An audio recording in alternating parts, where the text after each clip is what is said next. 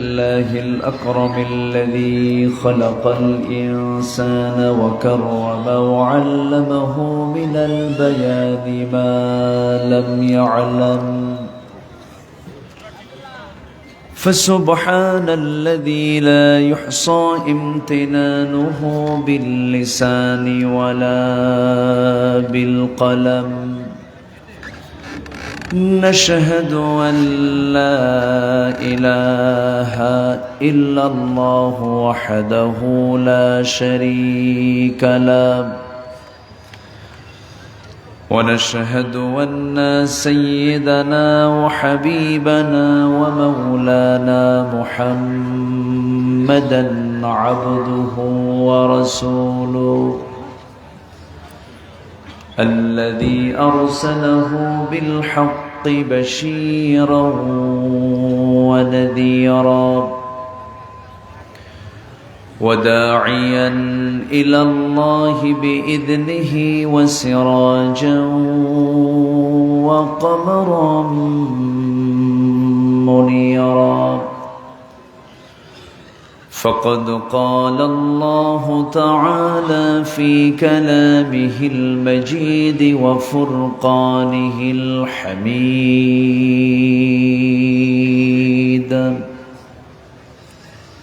أعوذ بالله من الشيطان الرجيم بسم الله الرحمن الرحيم واعبدوا الله ولا تشركوا به شيئا وبالوالدين إحسانا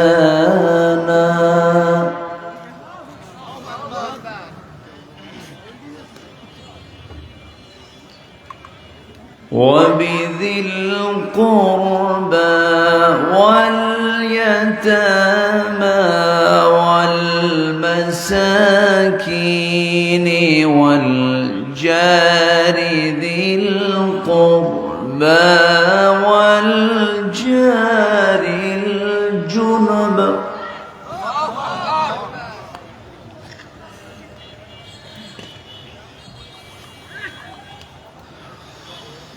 والجار الجنب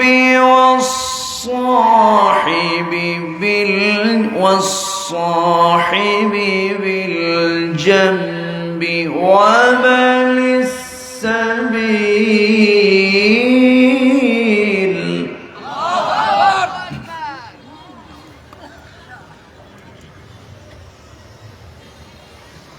وابن السبيل وما ملكت أيمانكم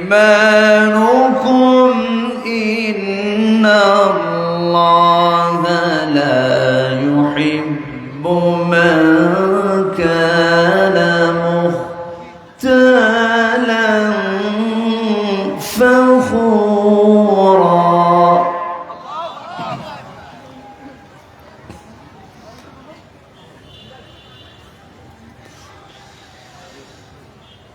الذين يبخلون ويأمرون الناس بالبخل ويكتمون ما آتاهم الله من فضله وأعتدنا للكافرين عذابا مهينا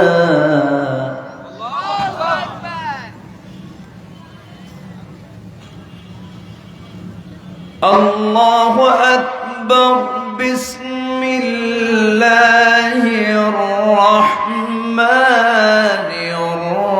الرحيم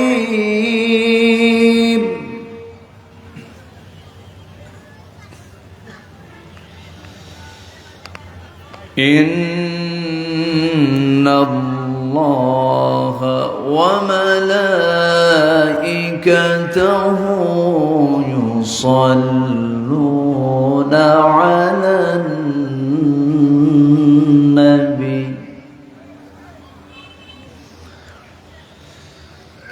يا أيها الذين آمنوا صلوا عليه وسلموا تسليما اللهم صل على سيدنا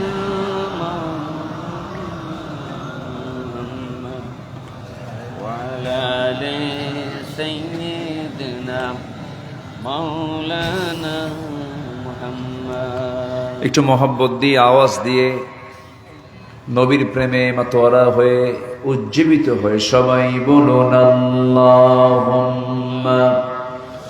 সাল্লি আলা সাইয়্যিদিনা মাওলানা মুহাম্মদ ওয়া আলা আলি سيدنا مولانا محمد সবাই বলুন বালাগাল উলা বিকামালিহি কাশাফাত তুজা বিজামালিহি হাসনাত জামিউ খিসালিহি সাল্লু عليه وآله سراج الملة تمهي فخر دو عالم دلبار مولاه شريف الأنبياء نسخا كل أديان دذره بلغ العلا بكماله كشف التجى بجماله حسنت جميع خصاله عليه وآله আমি কোরআনের সুর মাঝে শুনেছি যে নাম আজানের সুর মাঝেও শুনেছি সে নাম ও নাম শুনেছি আমি আমার হৃদয় হে রসূল নবীজি তোমায় হে রসূল নবীজি তোমায় সবাই বলি সাল্লাল্লাহু আলাইহি ওয়াসাল্লাম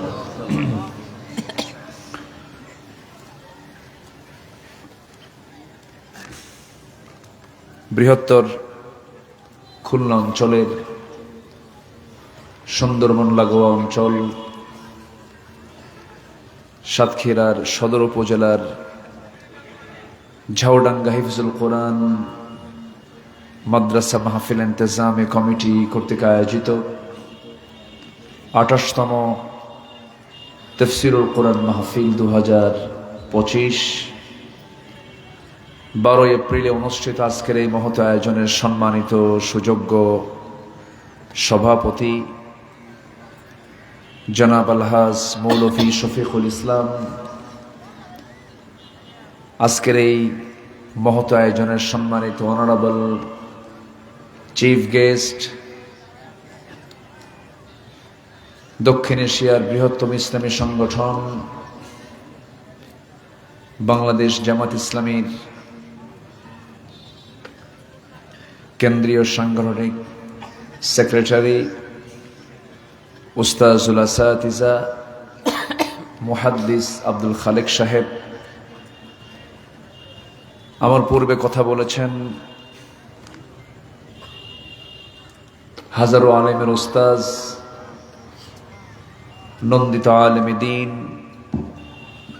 ঝাউডাঙ্গা ইসলামিয়া ফাজিল ডিগ্রি মাদ্রাসার সাবেক প্রিন্সিপাল মুহতারামি মুকাররমি মাওলানা আব্দুল বারী হাফিজাহুল্লাহ কথা বলেছেন। উদীয়মান তরুণ ওয়াইজ নন্দিত আলেমে দ্বীন জনাব মাওলানা মুনিরুল ইসলাম বিন শামস, উপস্থিত হাজারাত উলামায়ে কেরাম, ফদলায়ে ইজম, সুশীল সমাজ, জাতির শ্রেষ্ঠ সন্তান, শিক্ষক মণ্ডলী, জাতির বিবেক, সাংবাদিক বৃন্দ, সামনে উপস্থিত, দূরে কাছের বিভিন্ন স্থান থেকে ছুটে আসা কালেমার ঝান্ডাবাহী, তাওহীদের পতাকাবাহী, দ্বীন ইসলামের নরসারদুল বীর মুজাহিদ, প্রাণ প্রিয় সম্মানিত দ্বীনি ভাইরা, আড়ালে বসে আছেন শ্রদ্ধেয়া সম্মানিতা মা বোনেরা, আলোচনার সূচনায় আনুষ্ঠানিকতার মধ্য দিয়ে আমার পক্ষ থেকে আবারও দিল খোলা সালাম, আসসালামু আলাইকুম ওয়া রাহমাতুল্লাহি ওয়া বারাকাতুহু। সবাই কেমন আছেন? আমাকেও প্রশ্ন করলেন। আল্লাহ তাআলা আমাকে আপনার সাথেই আপনার মতোই রেখেছেন, বলি আলহামদুলিল্লাহ। মহান রব্বে করিমের শুকরিয়া। মুক্ত আকাশের নিচে, মুক্ত বাতাসে বসে, স্বাধীন চেতা মন নিয়ে, চিত্তের পরিপূর্ণ তৃপ্তি নিয়ে দীর্ঘ প্রায় 1.5 যুগ পরে কোরআন শোনার এমন একটি মুক্ত পরিবেশে আসার বসার তৌফিক যে মহান রব্বুল ইজ্জাহ ওয়াল জালাল করে দিলেন, শুকর আদায় করি মুহাব্বাতান, জোড়ালো কণ্ঠে বলে উঠছি আলহামদুলিল্লাহ। আবারও বলছি আলহামদুলিল্লাহ। চিৎকার মেরে বলছি আল্লাহুম্মা ইন্নী আসআলুকা আল হুদা ওয়াত তুকা ওয়াল আফাফা ওয়াল গিনা। সবাই বলি আল্লাহুম্মা আইন্নি আলা যিকরিকা ওয়া শুকরিকা ওয়া হুসনি ইবাদাতিকা। সবাই বলি আল্লাহুম্মা লাকা আসলামতু ওয়া বিকা আমানতু ওয়া আলাইকা তাওয়াক্কালতু ওয়া ইলাইকা আনাবতু ওয়া বিকা খাসামতু। আমরা আল্লাহ তাআলার শুকর আদায় করে নিলাম। সম্মানিত হাজিরিন, আমার পূর্বে উলামা হযরত এখানে কথা বলেছেন।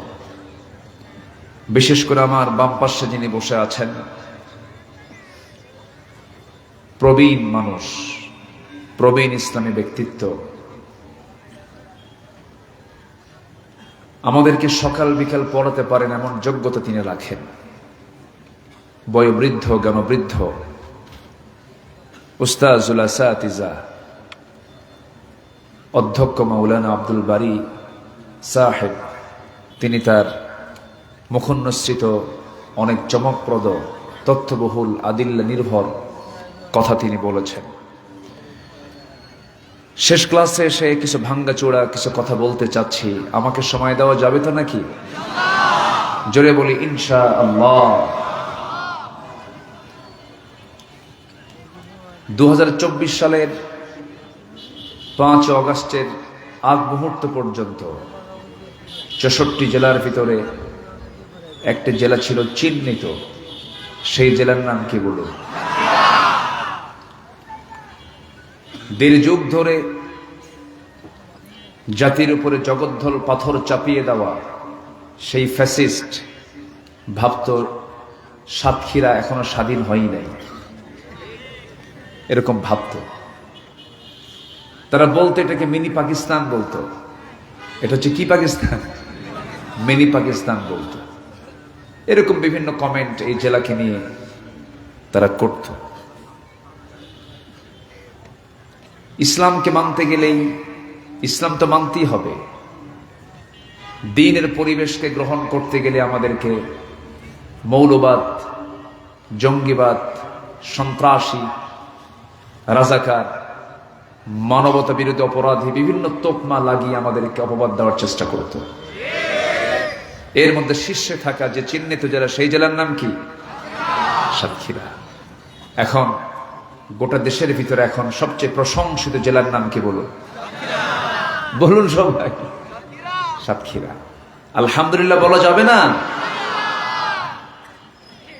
সম্মানিত ভাইয়েরা, আমি সেই সাতক্ষীরাবাসীকে সামনে রেখে কিছু কথা বলছি, যারা এই দুঃসময়গুলো অনেক কঠিন ভাবে, অনেক ত্যাগ কোরবানির মধ্য দিয়ে পাড়ি দিয়েছেন। বুলডোজার দিয়ে বাড়ি ভেঙে ফেলা হয়েছে।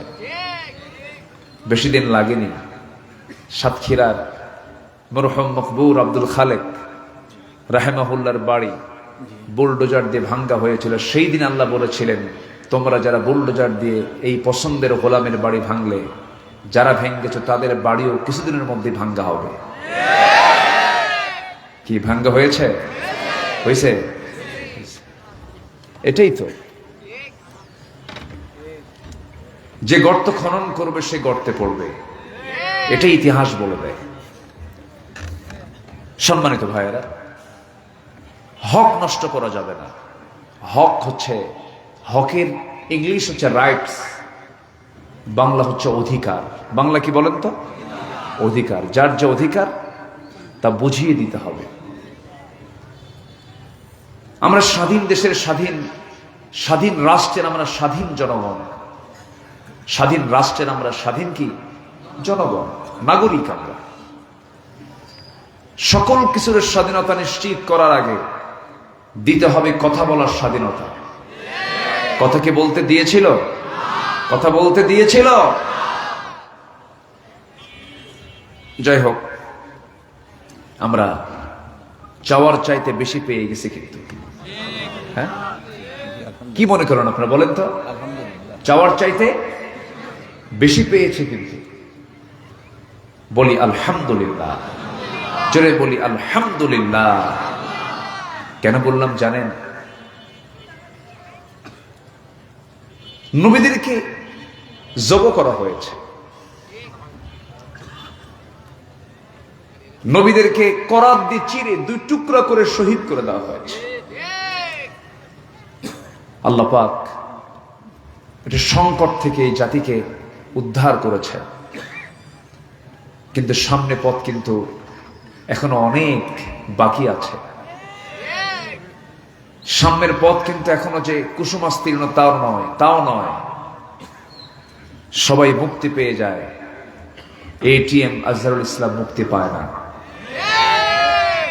সবার নিবন্ধন ফেরত পায়, ইসলামী আন্দোলনের অন্যতম নেতৃত্ব দানকারী বৃহৎ একটি ইসলামী সংগঠন তাদের নিবন্ধন ফেরত পাচ্ছে না। অনেক কিছুই রয়ে গেছে সামনে। তবে আমার বিশ্বাস, শহীদের রক্ত জমিনে ঝরেছে, এই জমিনে আল্লাহর দ্বীন কায়েম হবে। জোরে বলি ইনশাআল্লাহ, আরো জোরে বলি ইনশাআল্লাহ। আজকে আমার আলোচনার সাবজেক্ট হচ্ছে রাইটস, অধিকার, হক। ফিলিস্তিন একটি বৈধ জনপদ। ইসরায়েল এটা একটা অবৈধ জনপদ। তারা ছিল ভাড়াটিয়া, ভাড়া এসে তারা হয়ে গেছে এখন বাড়িওয়ালা। ঠিক আছে না? সম্মানিত বন্ধুগণ, আমরা অধিকারকে প্রতিষ্ঠা করতে চাই, আমানতকে ধ্বংস না করে আমানতকে পরিপূর্ণরূপে আদায় করতে চাই। আমানতের আমরা খেয়ানত করব না, জোরে বলি ইনশাআল্লাহ। ইমানদারদের বৈশিষ্ট্য কারো হক নষ্ট করা নয়, অধিকার নষ্ট করা নয়। আল্লাহ রাব্বুল আলামিন বলেন, ইন্নাল্লাহা ইয়া'মুরুকুম আন তু'আদ্দুল আমানাতি ইলা আহলিহা ওয়া ইযা হাকামতুম বাইনান নাসি আন তাহকুমু বিল আদল ইন্নাল্লাহা নি'ম্মা ইয়া'ইযুকুম বিহি। জোরে বলুন আল্লাহু আকবার। আল্লাহ তাআলা তোমাদের অর্ডার দিয়েছেন, তোমরা আমানতটাকে ঠিক মতো আদায় করো। যখন তোমরা কোনো বিচার কার্য, কোনো হুকুম ফয়সালা যখন করতে যাবে, আন তাহকুমু বিল আদল, সেই জায়গায় তোমরা ইনসাফটাকে কায়েম করবে, আদালত ঠিক রাখবে। আদালত যে সমাজে ঠিক আছে, সেই সমাজে সব ঠিক আছে। আইন সবার জন্য, কি বলুন আরো জোরে? বিগত 16 বছর যারা ছিল, আইন কি সমান ছিল না অসমান ছিল? অসমান ছিল।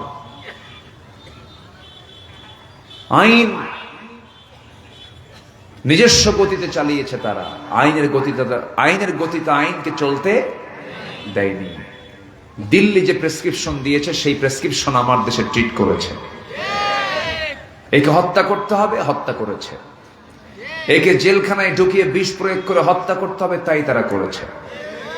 14 অগাস্টে আল্লামা সাইদিকে ধরে একটা জীবন্ত মানুষকে ইনজেকশন পুশ করে চিকিৎসার নামে জেলখানা থেকে হসপিটালে নিয়ে তাকে শহীদ করা হয়েছে। প্রতিটি হত্যার বিচার বাংলার জমিনে হতে হবে, প্রতিটি খুনের বিচার বাংলার জমিনে হবে ইনশাআল্লাহ। কোন খুনির বিচার বাদ যাবে না। আল্লাহ কবুল করুন, জোরে বলি আমিন, আরো জোরে আমিন। এটাই হচ্ছে অধিকার। এটা কি অধিকার? অনেক কথা আছে, আমাকে সময় দিচ্ছেন তো? আমি খুবই আনন্দিত, জানেন, আমি দিল থেকে বলি, বাংলাদেশের প্রত্যেকটা জেলায় আল্লাহ পাক সফর করায় নেন, কিন্তু সাতক্ষীরায় আসলে মনে হয় কি জানেন, প্রত্যেকটা জেলা যদি সাতক্ষীরার মানুষের মতো হতো। কি কথা কি বুঝতেছেন আপনারা? কথা আমি এর চাইতে বেশি বললে বেশি আবার প্রশংসা হয়ে যাবে, আবার এর চাইতে বেশি বলবো না। যদি সাতক্ষীরার এই জেলার মতো, যদি এই জেলার মানুষের মতো যদি প্রত্যেকটা জেলা হয়ে যেত, এই দেশে একটা ইসলামের বিজয় হয়ে যেত। বলি আলহামদুলিল্লাহ। আল্লাহ কবুল করুন, জোরে বলি আমিন। তাহলে মডেল কোন জেলা বলেন? বলেন মডেল কোন জেলা? আজকে মনে হয় সাতক্ষীরার ওয়াজি বেশি হয়ে যাচ্ছে না? রাগ করতেছেন না তো? আবার অহংকার আসতেছে না তো? অহংকারের কিছু করা যাবে না। অধিকার, যার যে অধিকার তা বুঝায় দিতে হবে। ধরুন পারিবারিক জীবন যেমন আছে, স্বামীর হক আছে, স্ত্রীর হক আছে। স্বামীর দায়িত্ব স্ত্রীর হক আদায় করা, স্ত্রীর দায়িত্ব স্বামীর হক আদায় করা।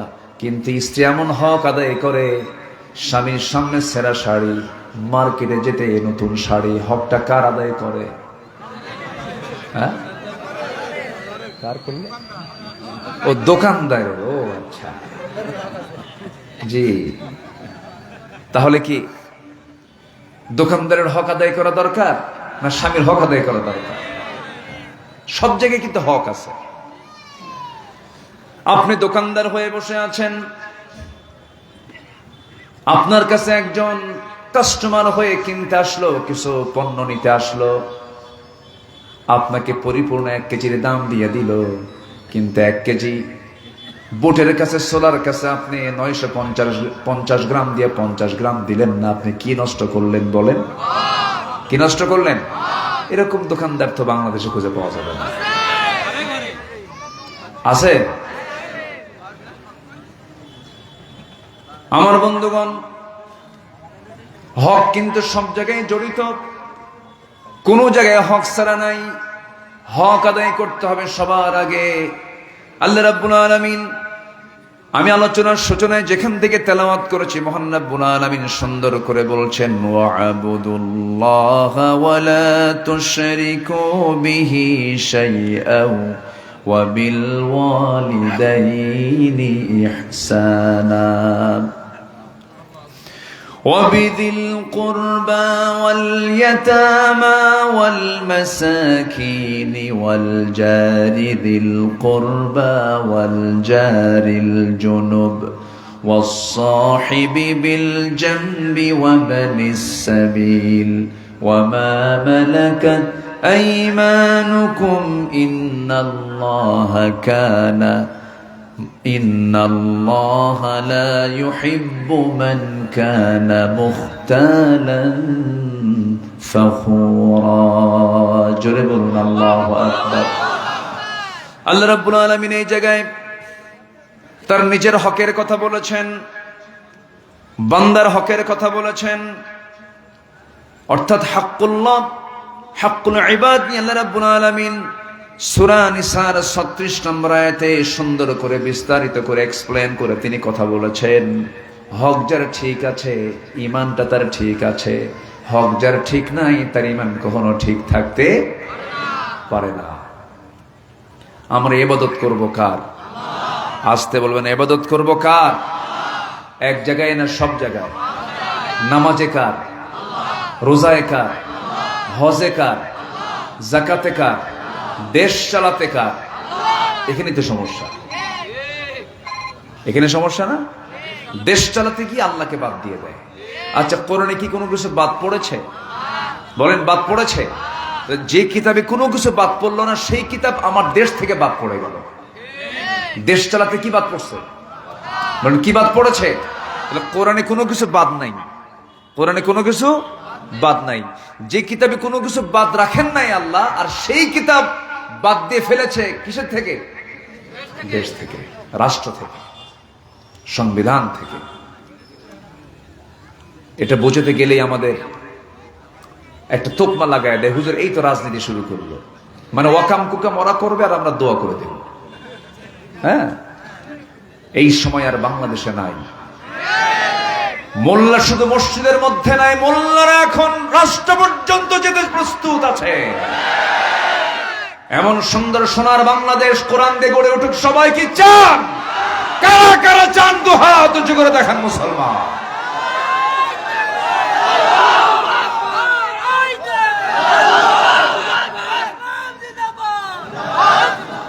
আল্লাহ কবুল করুন। জোরে বলি আমিন। আরো জোরে আমিন। আল্লাহর হক আছে না নাই? বান্দার হক আছে না নাই? আসুন পর্যায়ক্রমে আলোচনার দিকে চলে যায়। অনেক লম্বা কথা, আমাকে সময় দিতে হবে, কিন্তু আমি মোটামুটি 10টি পয়েন্টের উপরে কথা বলবো হক নিয়ে। আল্লাহর হক আছে, বান্দার হক আছে। ব্যাখ্যামূলক না বলতে পারলে আমি পয়েন্টগুলোকে শেষ করবো আস্তে আস্তে। জোরে বলি ইনশাআল্লাহ।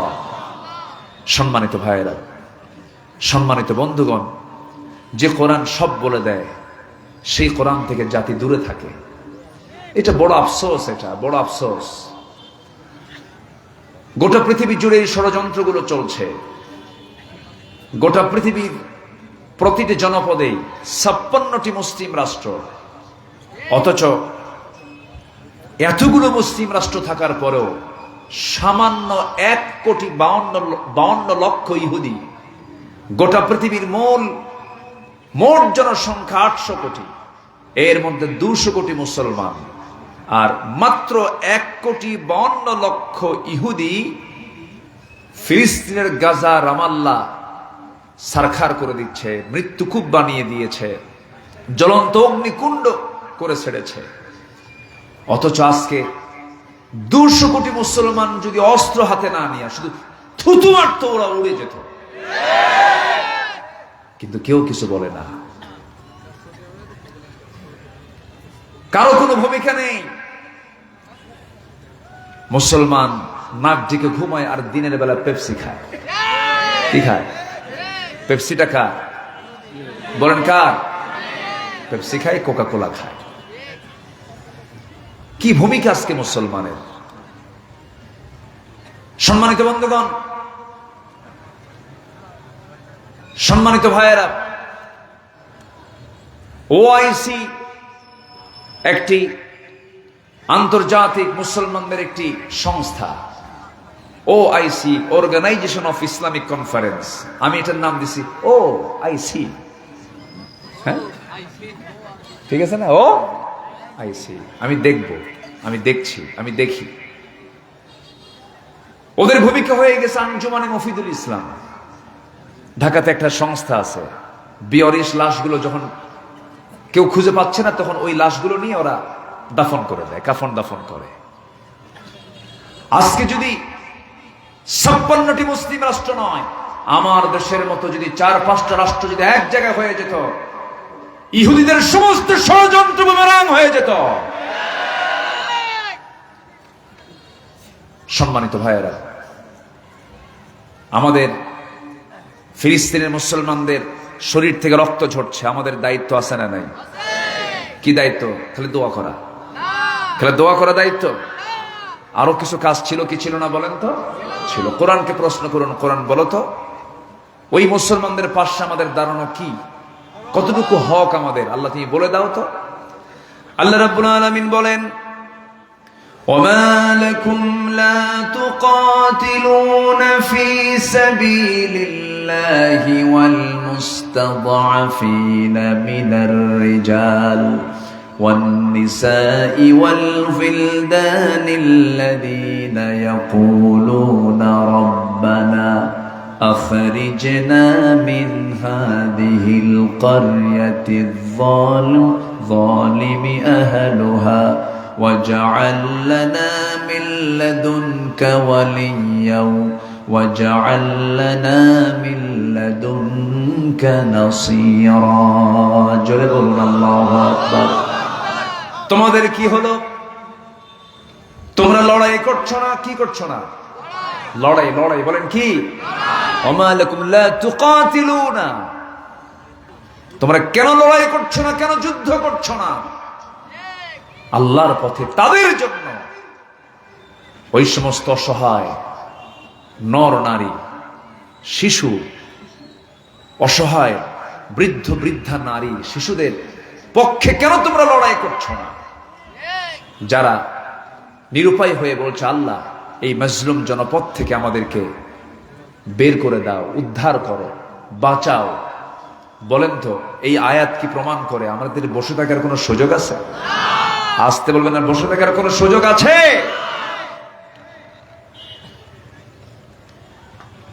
আমার বন্ধুগণ, ইহুদিদের একটা কুত্তা মরলে পরে পৃথিবীর সব মানবতাবাদীরা সব এক হয়ে যায়, কিন্তু লাশের পরে লাশ মরছে, মুসলমান লাশ পড়ছে, লাশের পরে লাশ, একটা কোনো আওয়াজ নাই। এখান থেকে বোঝা যায় আল কুফরু মিল্লাতুন ওয়াহিদা, কুফরের শক্তি হলো একটা একতাবদ্ধ শক্তিশালী একটা প্ল্যাটফর্ম। এই জন্য এই মুহূর্তে আমাদের জন্য সবচেয়ে বড় প্রয়োজন সকল ভেদাভেদ ভুলে গিয়ে ঐক্যের প্ল্যাটফর্ম তৈরি করা। এক প্ল্যাটফর্মে আসতে হবে। আমাদের আল্লাহ এক, আমাদের রাসূল এক, আমাদের কালিমা এক, আমাদের কিতাব এক।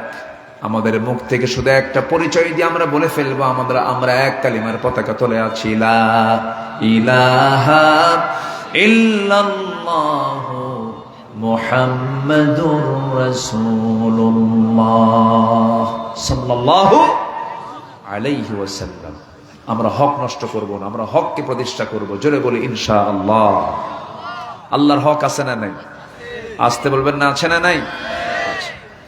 আমার নবীজি একদিন এক সাহাবীকে ডাক দিলেন, ইয়া মুআজ হাল তাদরি হাক্কাল্লাহি আলা ইবাদিহি ওয়া মা হাক্কুল ইবাদি আলা আল্লাহ। হে মুআজ, তোমার কি জানা আছে নাকি বান্দার উপরে আল্লাহর হক কি আবার আল্লাহর উপরে বান্দার হকটা কি তোমার জানা আছে নাকি? সঙ্গে সঙ্গে সাহাবী বললেন, আল্লাহ ওয়া রাসূলুহু আ'লামু, আল্লাহ এবং তার রাসূল সবচাইতে বেশি ভালো জানেন। আমার নবীজি বললেন, ফাইন্না হাক্কুল্লাহি আলাল ইবাদি আন ইয়াবুদুহু ওয়া লা ইউশরিকু বিহি শাইআন ওয়া হাক্কুল ইবাদি আলাল্লাহি আল্লা ইউআযিবা মান লা ইউশরিকু বিহি শাইআন। আমার রাসূল বলছেন, আল্লাহর উপরে বান্দার হক, বান্দার উপরে আল্লাহর হক হলো বান্দা একমাত্র আল্লাহর দাসত্ব করবে এবং শিরিক করবে না। আর আল্লাহর উপরে বান্দার হক হলো ওই আল্লাহ বান্দাকে মাফ করে বিনা হিসেবে জান্নাত দিয়ে দিবে। জোরে বলি সুবহানাল্লাহ। তাহলে আমার উপরও আল্লাহর হক আছে না নাই? ইবাদত করতে হবে কার? সাথে কাউকে শরীক করা যাবে?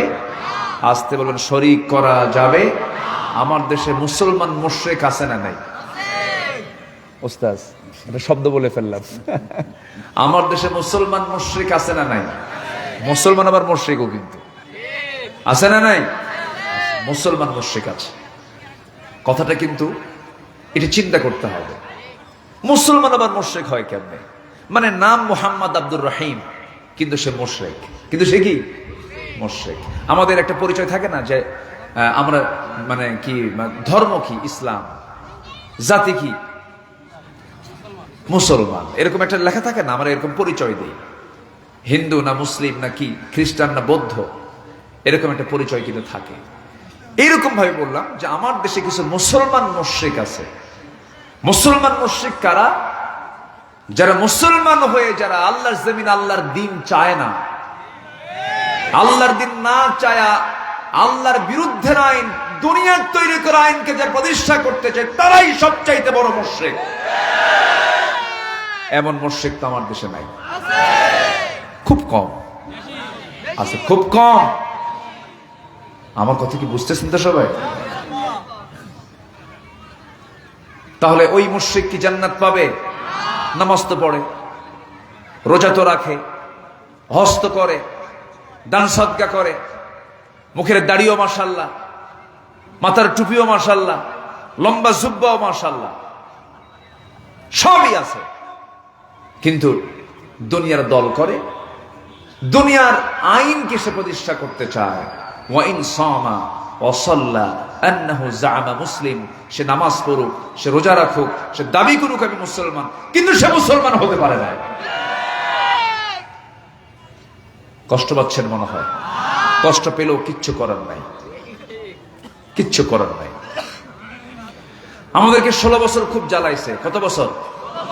ফেরাউন বেঁচে ছিল 1600 বছর, আর এরা ছিল 16। সংখ্যার যে মিল হলো কেমনে বুঝলাম না। ও ছিল হলো মূল ফেরাউন, আর এ ছিল হলো লেডিস ফেরাউন। কি ফেরাউন বলেন? লেডিস ফেরাউন। এই ফেরাউনের ভিতরে নমরুদের খাসলত আছে, ফেরাউনের খাসলত আছে, আবু জেহেলের খাসলত আছে।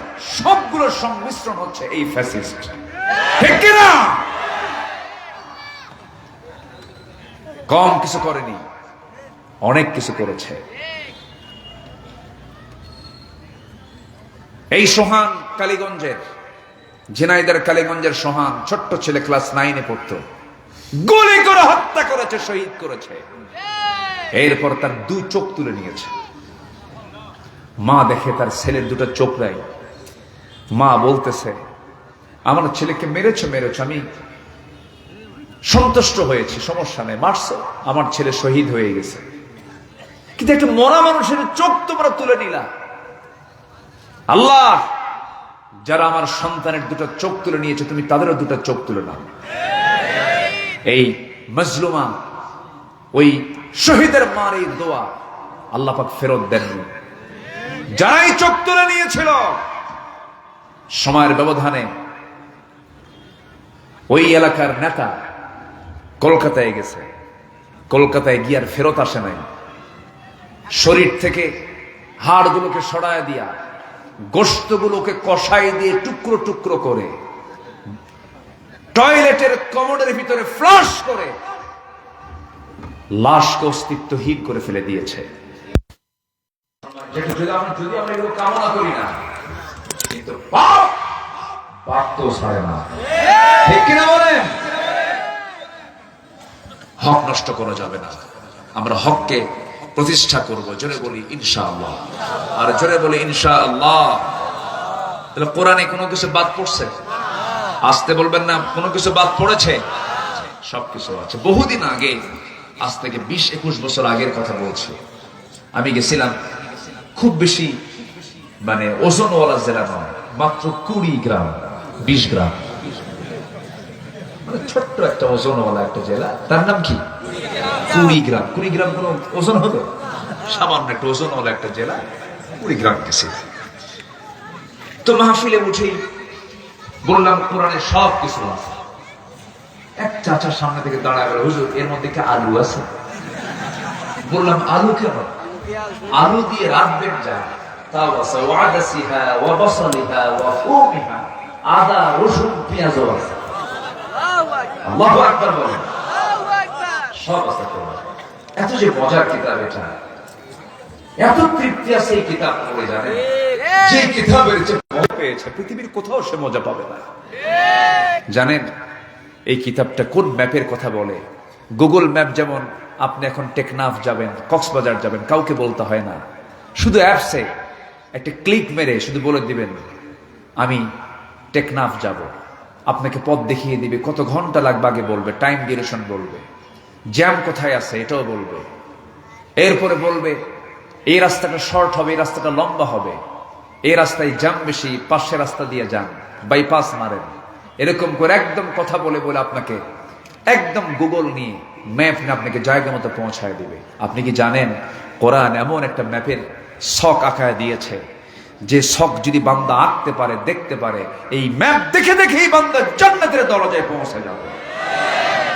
জোরে বলি সুবহানাল্লাহ। কিন্তু এই ম্যাপটা কেউ দেখে না, এই ম্যাপের সন্ধান কেউ নেয় না। কয়জন ভাই কোরআন পড়ে? পড়া কপাল আমরা। কজন ভাই দেখেন? মাত্র আমি জরিপ করেছি ওস্তাজ, আমি জরিপ করে দেখেছি, আমি 35 থেকে 40 লক্ষ আমার দেশের মুসলমান কোরআনটা কোনো মতো পড়তে পারে, আর বাকি এই 17.5 কোটি মুসলমান কোরআন পড়তেই পারে না।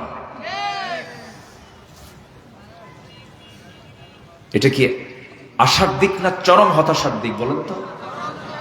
এটার জন্য দায়ী কিন্তু কোন অংশে রাষ্ট্রপক্ষ কম নয়। 54 বছর যারা দেশ শাসন করেছে, জাতিকে কিছু না বানাতে পারলো, জাতীয় চোর বানাতে পেরেছে, জাতীয় চোর। দেশের টাকা বাইরে পাচার করেছে ওরা, কোরআনওয়ালা বানাতে পারেনি।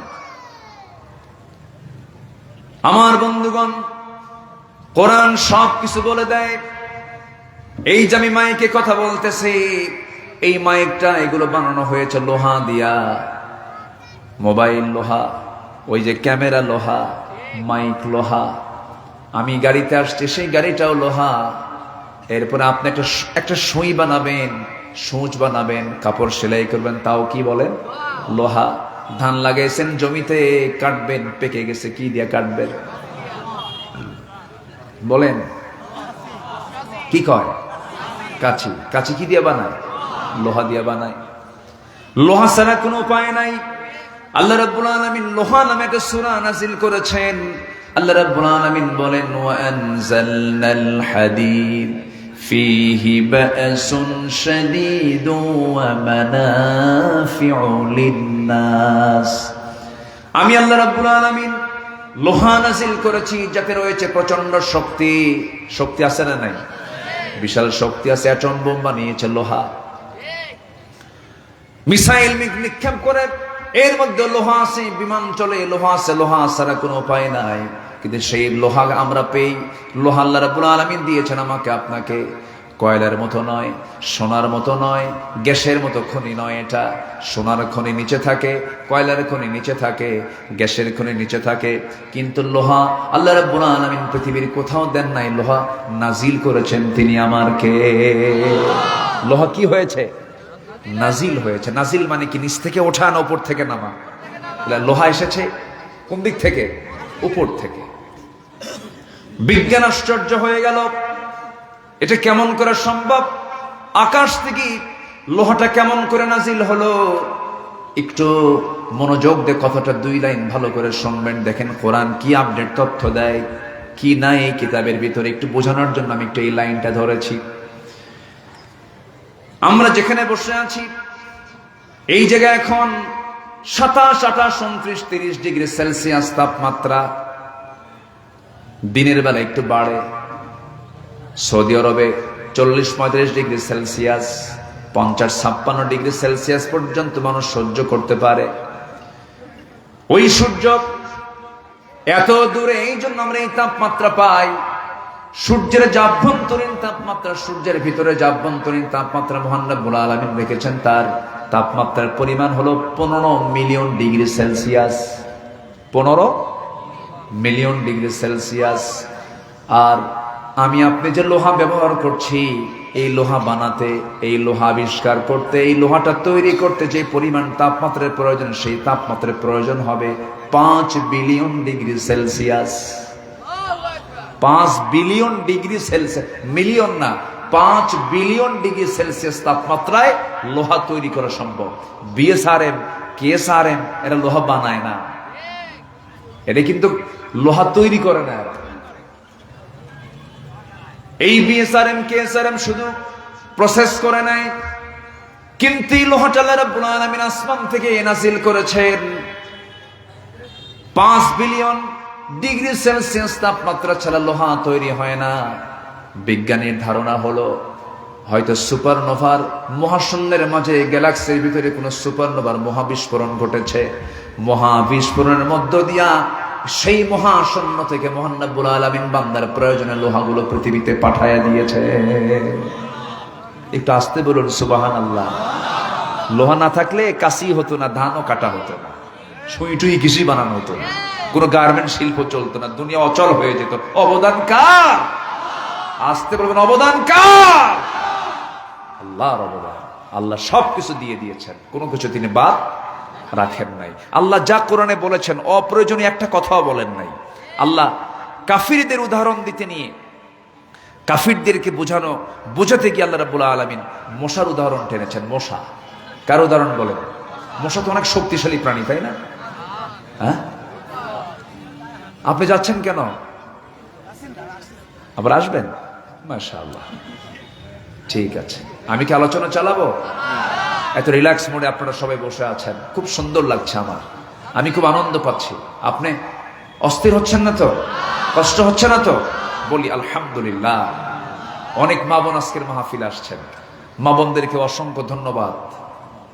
মাদের ভূমিকা কিন্তু ইসলামে কম না, অনেক বড় ভূমিকা আছে। তবে পুরুষের চাইতে মেয়েদের জান্নাত একটু ছোট হবে নাকি?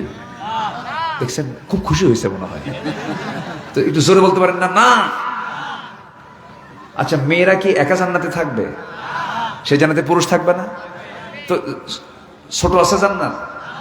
পুরুষ যে জান্নাত পাবে, মেয়েরাও সেই জান্নাতি পাবে। যেরকম সুবহানাল্লাহ। অতএব হুকুম আল্লাহ পাকের, পুরুষের উপরে যার হুকুম, নারীর উপরও তা হুকুম, কিন্তু ক্ষেত্র বিশেষে আল্লাহ পাক একটু ব্যালেন্স করেছেন। আল্লাহ রাব্বুল আলামিন মশার উদাহরণ দিয়েছেন। কাফের মুশরিকরা কইল, মাযা আরাদাল্লাহু বিহাদা মাসালা, তোমার আল্লাহর কাজ নাই, এইগুলো কোন উদাহরণ হলো? মশার উদাহরণ কোরআনে নিয়ে আসে? এরকম করে বলতে লাগলো। কাফেরদের তো কথা এরকম। এখনো যেগুলো কাফের আছে, তসলিমা নাসরিন মাঝে মাঝে ওর স্ট্যাটাস দেখি, এখনো মনে হয় এর মধ্যে একদম একদম ফেরাউন লুকে আছে, এর মধ্যে আছে না নাই? এখনো বহু নাস্তিকরা কিন্তু আছে, বাজে বাজে কথা বলে। আল্লাহ রাব্বুল আলামিন মশার উদাহরণ দিয়েছেন। দেখেন, আল্লাহ রাব্বুল আলামিন বলেন, ইন্নাল্লাহা লা ইস্তাহি আন ইয়াদরিবা মাসালান মা বাউদাতান ফামা ফাওকাহা ফাআম্মাল্লাযীনা আমানু ফায়া'লামুনা আন্নাহুল হাক্কু মির রাব্বিহিম وأما الذين كفروا فيقولون ماذا أراد الله بهذا مثلا يضل به كثيرا ويهدي به كثيرا وما يضل به إلا الفاسقين জোরে বলুন আল্লাহু আকবার। সূরাতুল বাকারা ভার্স নাম্বার 26 আল্লাহ রাব্বুল আলামিন বলছেন, আমি আল্লাহ মশা তদপেক্ষা কোনো কিছুর দৃষ্টান্ত দিতে আমি লজ্জাবোধ করি না, তিনি লজ্জা পান না। এই মশাকে ছোট চোখে দেখার কোনো সুযোগ নাই।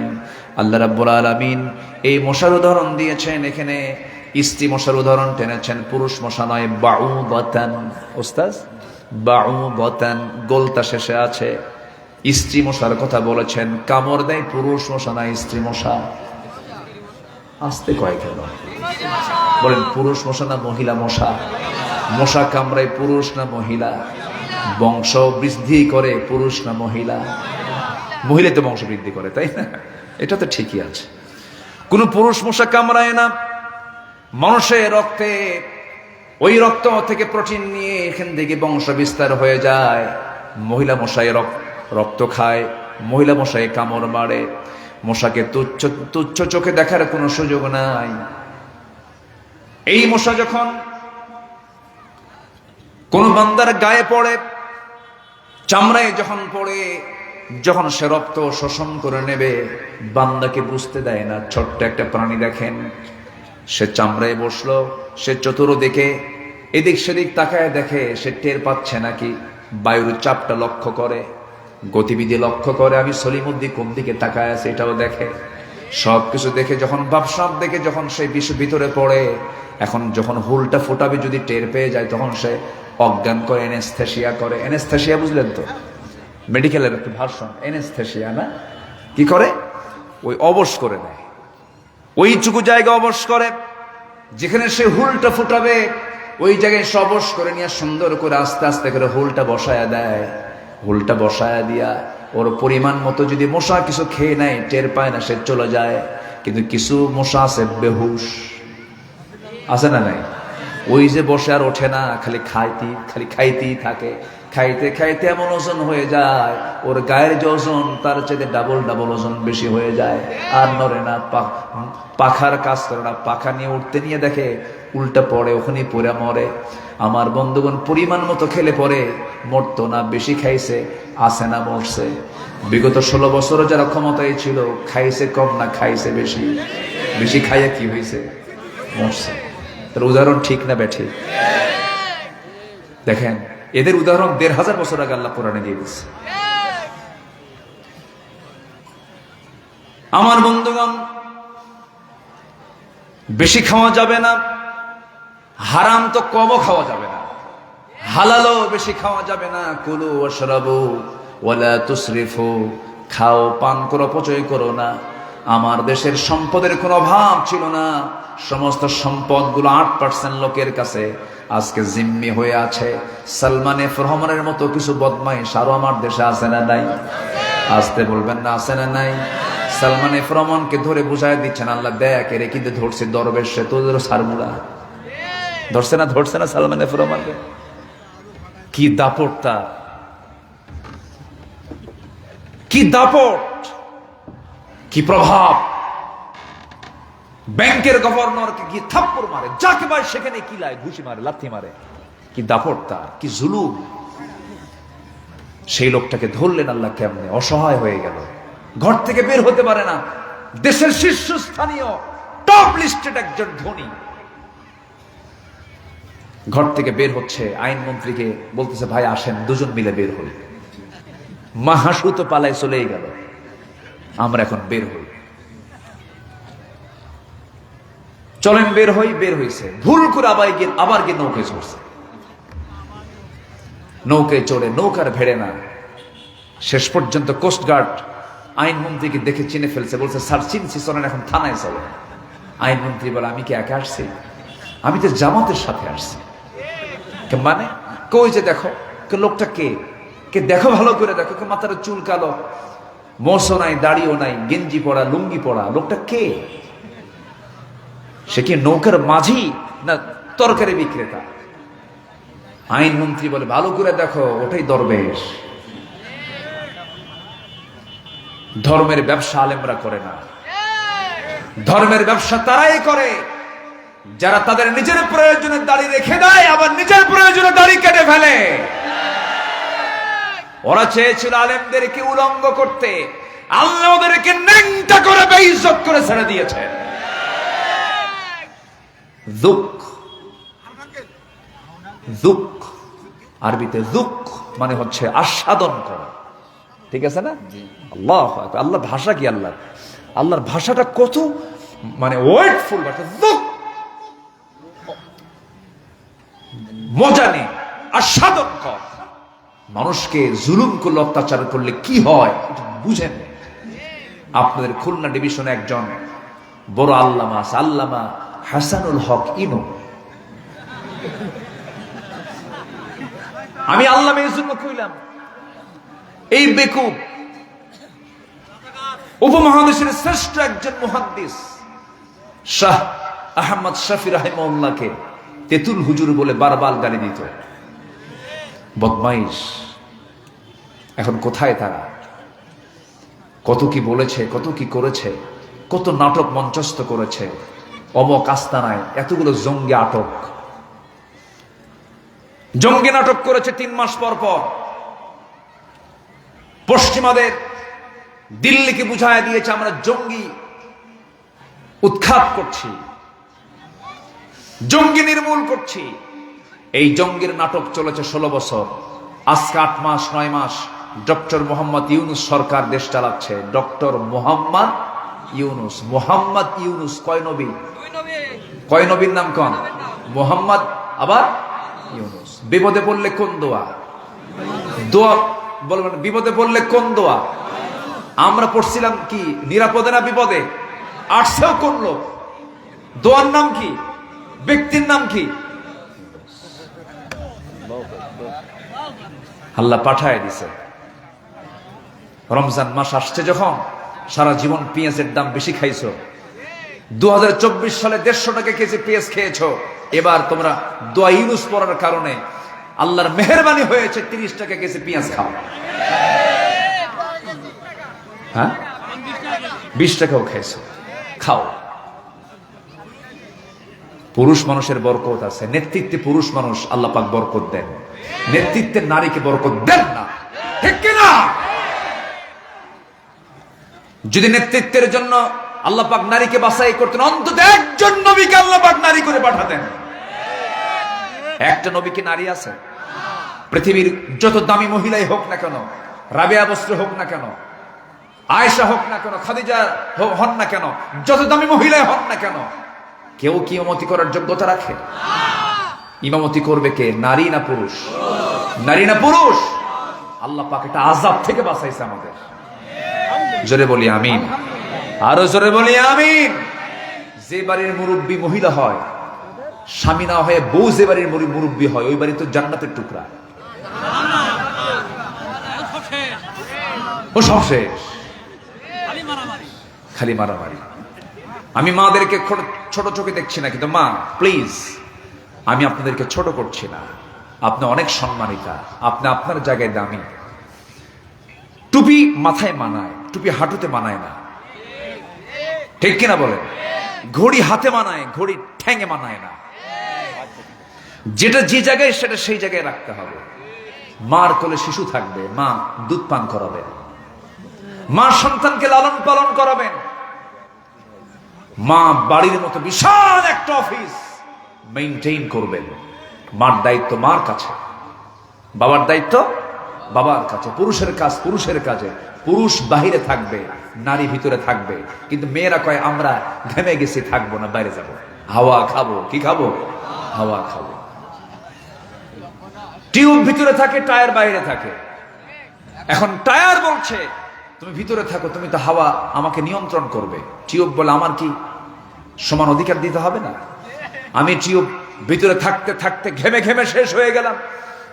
অতএব আমি থাকছি ভিতরে 6 মাস, তুই টায়ার কি এখন ভিতরে, আমি থাকবো বাইরে 6 মাস। ট্রাক তো ঢাকা যাবে, মাশাআল্লাহ। ট্রাক ঢাকা যাবে, চলবে? চলবে গাড়ি? চলবে না।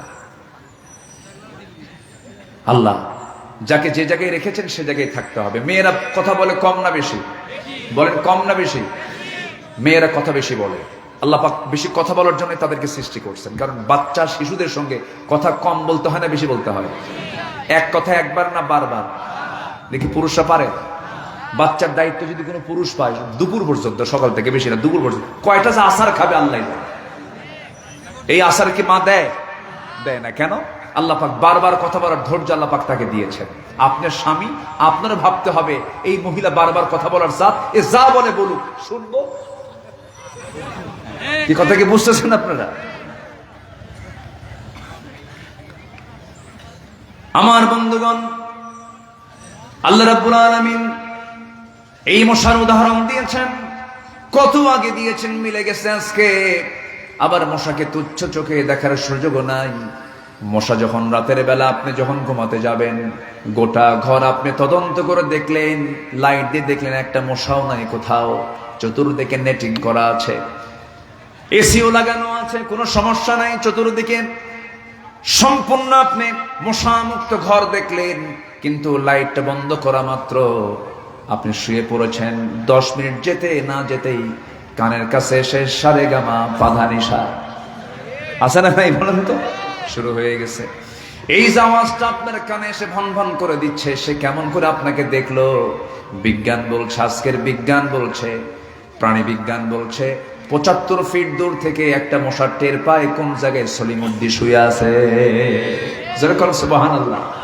মানুষ ছোট, কিন্তু আমার নাকের ঘ্রাণের চেয়ে তোর নাকের ঘ্রাণ বেশি। সুবহানাল্লাহ বলা যাবে না? এবং এই মশা যে কানের কাছে এসে যে ভন ভন করে আওয়াজ করতেছে, এটা তার কিন্তু ভোকাল কর্ডের কোনো আওয়াজ নয়, কণ্ঠের কোনো আওয়াজ নয়।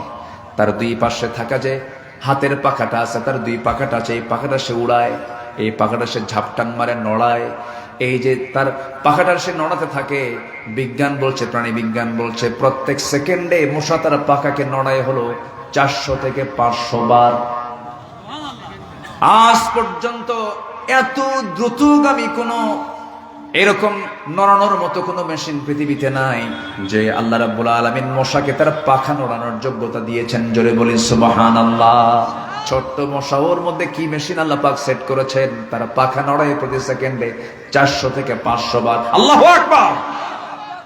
তার উদাহরণ কি বেঠিক না ঠিক? সর্বশেষ হলো, এই মশার কামড়ে একজন কাফের বেঈমান বিদায় হয়েছিল, তার নাম কি? কি মশা? অটিস্টিক মশা। কি মশা?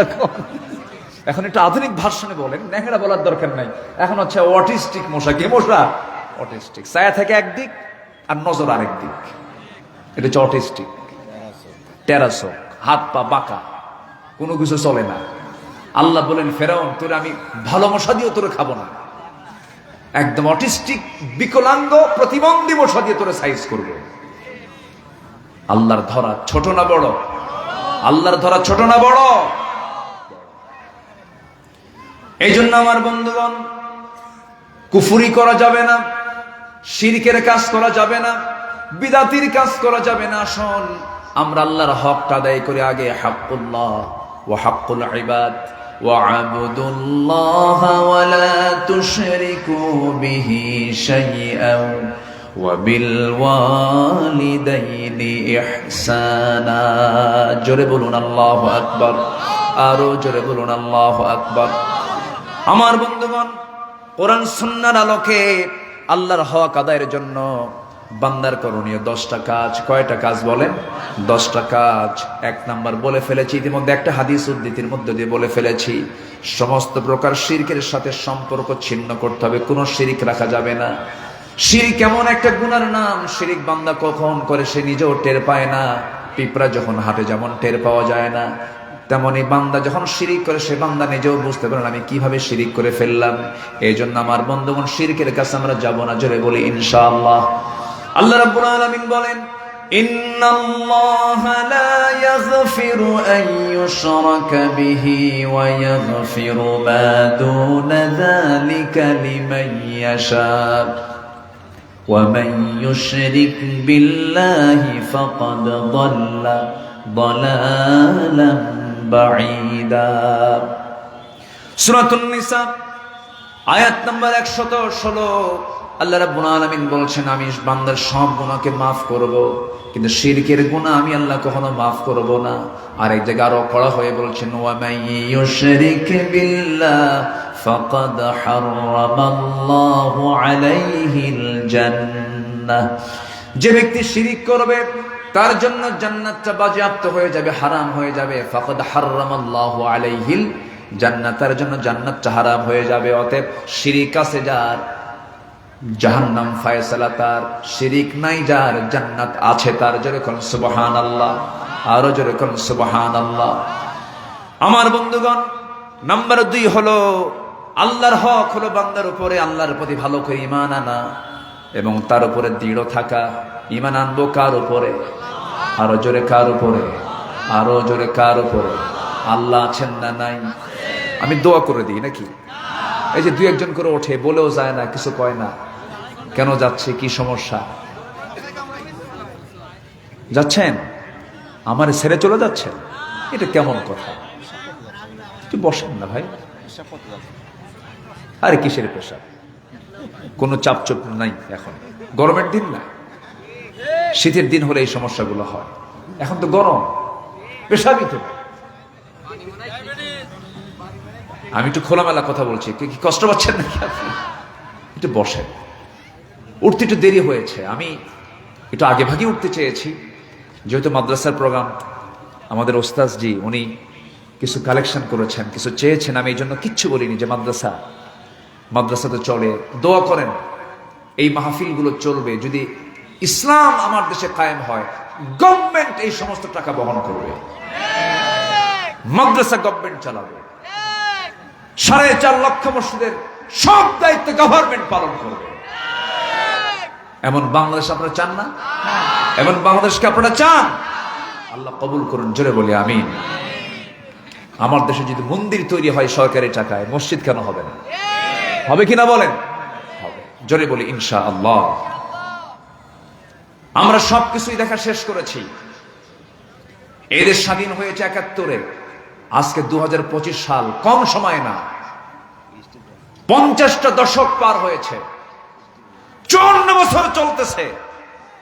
কেউ চালিয়েছে এই দেশ 25 বছর, কেউ চালিয়েছে 9 বছর, কেউ চালিয়েছে 16 বছর, কেয়ারটেকার গভর্নমেন্ট মাঝে মাঝে 2-1 বছর করে চালাইছে।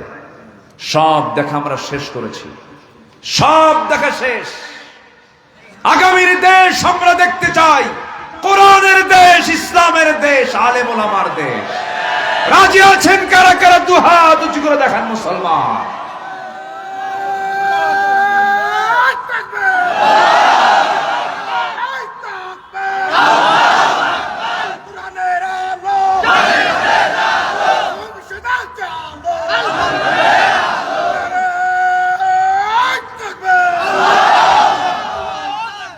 আমরা এটা আশা করতে পারি কিনা বলেন?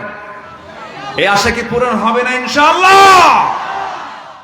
শহীদের রক্ত এই জমিনে আছে না নাই?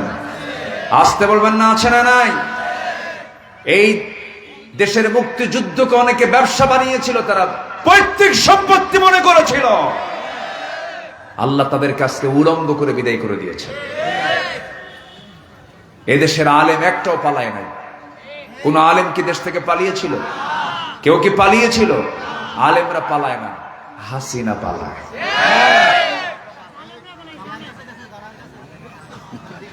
এই এত বলা লাগে না। সম্মানিত বন্ধুগণ, হয়তো বলবেন অনেকে, হুজুর আপনি নামটা ধরিয়ে ফেললেন কোরআনের মাহফিলে, এত বলতেছেন কেন? আল্লাহ কোরআনে আবুল আহাবের নাম বাদ দিছে? কি আবুল আহাবের নাম কোরআনে আছে না নাই? কি রহমতের জন্য দোয়া করছে আল্লাহ? আল্লাহ কি দোয়া করেছে না গালি দিয়েছেন? কি প্রশংসা না গালি? শুধু আবুল আহাব না, আবুল আহাবের বউ সুদ্ধা। দেখেন আল্লাহ পাক গালিটা দিয়েছে কি? ওয়ামরাতুহু হাম্মালাতাল হাতাব ফি জিদিহা হাবলুম মিন মাসাদ। ধ্বংস হোক আবুল আহাবের 2 হাত, তার সম্পদ এবং তার বউ সহ। আল্লাহ যদি আমার নবীর দুশমন আবুল আহাবের নাম তার বউ শুদ্ধ কোরআনের মতো কিতাবে যদি ঢুকাতে পারে, আমরা কেন তার নাম নিতে পারবো না? কথা ক্লিয়ার? যদি কেউ কয় যে এইগুলো কথা কেন হয়, আবুল আহাবের নাম কেন আসে কোরআনে, উত্তর দিয়ে দেবে। ঠিক আছে না? আমাদেরকে প্রশ্ন করে যে এগুলো ওয়াজ মাহফিল, এগুলো নাম নেবেন কেন, একটু ফাইন করে বুঝাবেন, একটু ওয়াজ করবেন, নসিহত দিবেন। আবু জেহেলকে চিহ্নিত না করা পর্যন্ত হক চেনা যাবে না। আবু জেহেলকে আগে, আবু জেহেলের লুঙ্গি আগে খুলে ফেলতে হবে মুসলমান। তাদেরকে ক্লিয়ার করলেই হক ক্লিয়ার হয়ে যাবে। এই দেশে ইসলামের সত্য আসতে বলবেন, আছে না নাই? যারাই সত্য তারা এখন দেশ ছাড়া, কেউ দেশে নেই। আমরা আছি, থাকবো, আমরা আছি, থাকবো, ইনশাআল্লাহ বলবেন না? ইনশাআল্লাহ। আমি আমার নিজের একটা কথা বলি, 2009 সালে আমার জীবনের প্রথম হজের সফর। আমি মক্কা গেলাম। আমি খুব নিজেকে গর্বিত মনে করি, আলহামদুলিল্লাহ। সেই সফরে আল্লামা সাইদির ছিল জীবনের শেষ হজের সফর। মিনা, মুজদালিফা, আরাফা সব পাড়ি দিলাম। হুজুরকে বলা হলো, হুজুর দেশে মামলা শুরু হয়েছে, ট্রাইব্যুনাল গঠন হয়েছে, আপনি যাবেন না। উনি মুস্কি হাসি মেরে বললেন, সাইদি পালায়া থাকার লোক না। সুবহানাল্লাহ বলবেন না? সাইদি পালায়া থাকবে না। আমার দল, আমার সংগঠন, আমার জাতি, আমার মানুষ, আমার দেশ পরিস্থিতি ফেস করবে, তারা কষ্ট স্বীকার করবে, জেল খাটবে, আর আমি আরামে থাকবো বাইরে না। প্রয়োজনে শহীদ হয়ে যাব, আমার দেশ ছাড়বো না। দেশে ফিরেছেন, হাসি মুখে 13 বছর জেলখানায় থেকেছেন, কোনদিন কি কাঁপতে দেখছেন? শেষ বিদায় যে দিয়েছেন তিনি, শেষ বিদায় যে নিয়েছেন, জাতিকে দেখিয়েছেন চেহারার কান্না না চেহারার হাসি। আমরা কি করেছি? আমরা কেঁদেছি, আমরা কেঁদেছি। আর উনি কি করেছেন? এসেছেন। অনেক বড় মেসেজ এটা। আগামীর ওনার হাসিটাই বলে দেয় আগামীর সূর্য, ইসলামের সূর্য বাংলার জমিনে ইনশাআল্লাহ। জোরে বলি ইনশাআল্লাহ। আসবে সেই দিন, আল্লাহ কবুল করুন। জোরে বলি আমিন।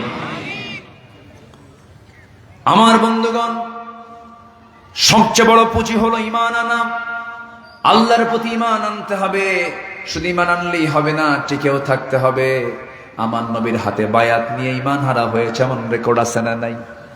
ওই যে আবিসিনিয়ায় হিজরত করা কিছু মুহাজিরকে রাসূল পাঠায় দিলেন, দুজন নবীর হাতে কালিমা পড়েও তারা খ্রিস্টান হয়ে গেছে। ঈমান আনা সহজ, ঈমান টিকে রাখা বড় কঠিন। মহান রব্বুল আলামিন সুন্দর করে বলছেন, ইন্নাল্লাযীনা ক্বালু রাব্বুনাল্লাহু সুম্মা ইসতাকামু তাতানাজ্জালু আলাইহিমুল মালায়েকা আল্লা তাখাফু ওয়া লা তাহজানু ওয়া আবশিরু বিল জান্নাতিল্লাতী কুনতুম তুআদুন। জোরে বলুন আল্লাহু আকবার। নিঃসন্দেহে যারা বলবে আমার রব আল্লাহ, আমার আইনদাতা, আমার বিধানদাতা, আমার হুকুমদাতা আল্লাহ, এবং সুম্মাস্তাকামের উপরে যারা অটুট থাকবে, মজবুত থাকবে, আল্লাহ রাব্বুল আলামিন বলছেন আমি তাকে জান্নাতের ওয়াদা করলাম। জোরে কোন সুবহানাল্লাহ। এইজন্য ঈমান এনেছি, ঈমানটার উপরে টিকে থাকতে হবে আমাকে আপনাকে। একজন সাহাবীর কথা মনে হয়ে গেল। সবার ইতিহাসগুলো কম বেশি জানা আছে, কিন্তু একটু উজ্জীবিত করার জন্য আমাদের বলা। কে না জানেন কথাগুলো? আমার নবীজির এই প্রিয় সাহাবীর বাড়িটা ছিল হলো মক্কা এবং মদিনার ঠিক মাঝখান বরাবর তার বাড়ি। তিনি কালিমা পড়ে মুসলমান হয়েছেন, কিন্তু তার পরিবারের অনেকেই জানে না। জন্মের পরপরই বাপ দুনিয়া থেকে বিদায় নিয়েছেন। এই সন্তানটাকে, এই সাহাবীটাকে তার চাচা মানুষ করে ধীরে ধীরে বড় করেছে। যখন ভাতিজা যখন ইসলাম কবুল করে নিয়েছেন, সঙ্গে সঙ্গে চাচার কানে সংবাদটা চলে গেল। চাচা বলতেছে, ভাতিজা কি যেন শুনলাম তুমি নাকি কালিমা পড়েছো, তুমি নাকি দ্বীন গ্রহণ করেছো। সঙ্গে সঙ্গে ভাতিজা বলছে, চাচাকে লক্ষ্য করে মুস্কি হাসি মেরে, চাচা আপনি শুনবেন কেন? আপনি দেখেন, আশহাদু আল্লা ইলাহা ইল্লাল্লাহ ওয়াহদাহু লা শারীকা লাহু وأشهد أن محمدا عبده ورسوله হেদায়েতের মালিক কে? আসতে বলবেন, হেদায়েতের মালিক কে? আল্লাহ। সঙ্গে সঙ্গে চাচা খেপে গিয়ে বলে ফেললো, তুমি আমার সঙ্গে এমন আচরণ করলে, আমার বাপ দাদার ধর্মে চুনকারি মেরে দিলে, এত বড় তুমি গাদ্দারি করলে, তুমি কি জানো তোমার এর অবস্থা কি হতে পারে, এর ফলাফল কি হতে পারে? এবারে ভাতিজা বলছে, চাচা আপনি কি করবেন জানি না, তবে একটা কথা জেনে রেখে দিয়েন, হাসতে হাসতে দুনিয়া থেকে বিদায় নেব, কিন্তু ঈমান থেকে এক চুল পরিমাণ নড়ব না। এবার ভাতিজাকে লক্ষ্য করে চাচা বলতেছে, তুই কি জানিস তোর সমস্ত সম্পত্তিগুলো আমি জোর করে সব নিয়ে নেব?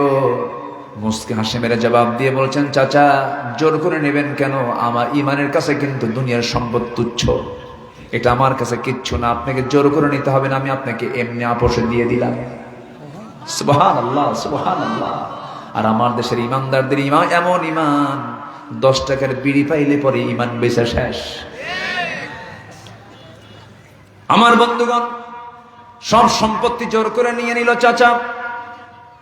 চট করে তার বুকে হাত দিয়া টান মেরে জামা ছিঁড়ে তাকে নগ্ন দেহ বানায় দিল, গায়ের জামাটাও ছিঁড়ে নিল। এরপরে বলল, তুই লুঙ্গিটা খুলে ফেল। লুঙ্গিটা জোর করে খুলে ফেললো, উলঙ্গ করে তাকে ঘর থেকে বের করে দিল। গোটা শরীর তার উলঙ্গ, বস্ত্রহীন দেহ নিয়ে ঘর থেকে তাকে বের করে দিয়েছে। তিনি বের হওয়া মাত্রই চট করে দৌড় মেরে মার দরজার কাছে গিয়ে বলছে, মা দরজাটা খুলো, আমার দিকে তাকাইও না, মা কালেমা পড়েছি। আমার চাচা আমার শরীর থেকে লুঙ্গিটা পর্যন্ত খুলে নিয়েছে, আমাকে একখানা কাপড় দাও, যা দিয়ে আমার সতরটা যেন কোনো মতো ঢাকতে পারি। একটা চাদর দেওয়া হলো, কোনো মতো তার সতরটা ঢাকলেন। কান্না বেজিরত কণ্ঠে বলছেন, মা দুনিয়ার কোনো দরবার ভালো লাগে না আমার কাছে শ্রেষ্ঠ দরবার মনে হয় আমার নবীর দরবার। ও মা তুমি থাকো, রওনা দিলাম। রাতের আধারে রওনা দিয়েছেন।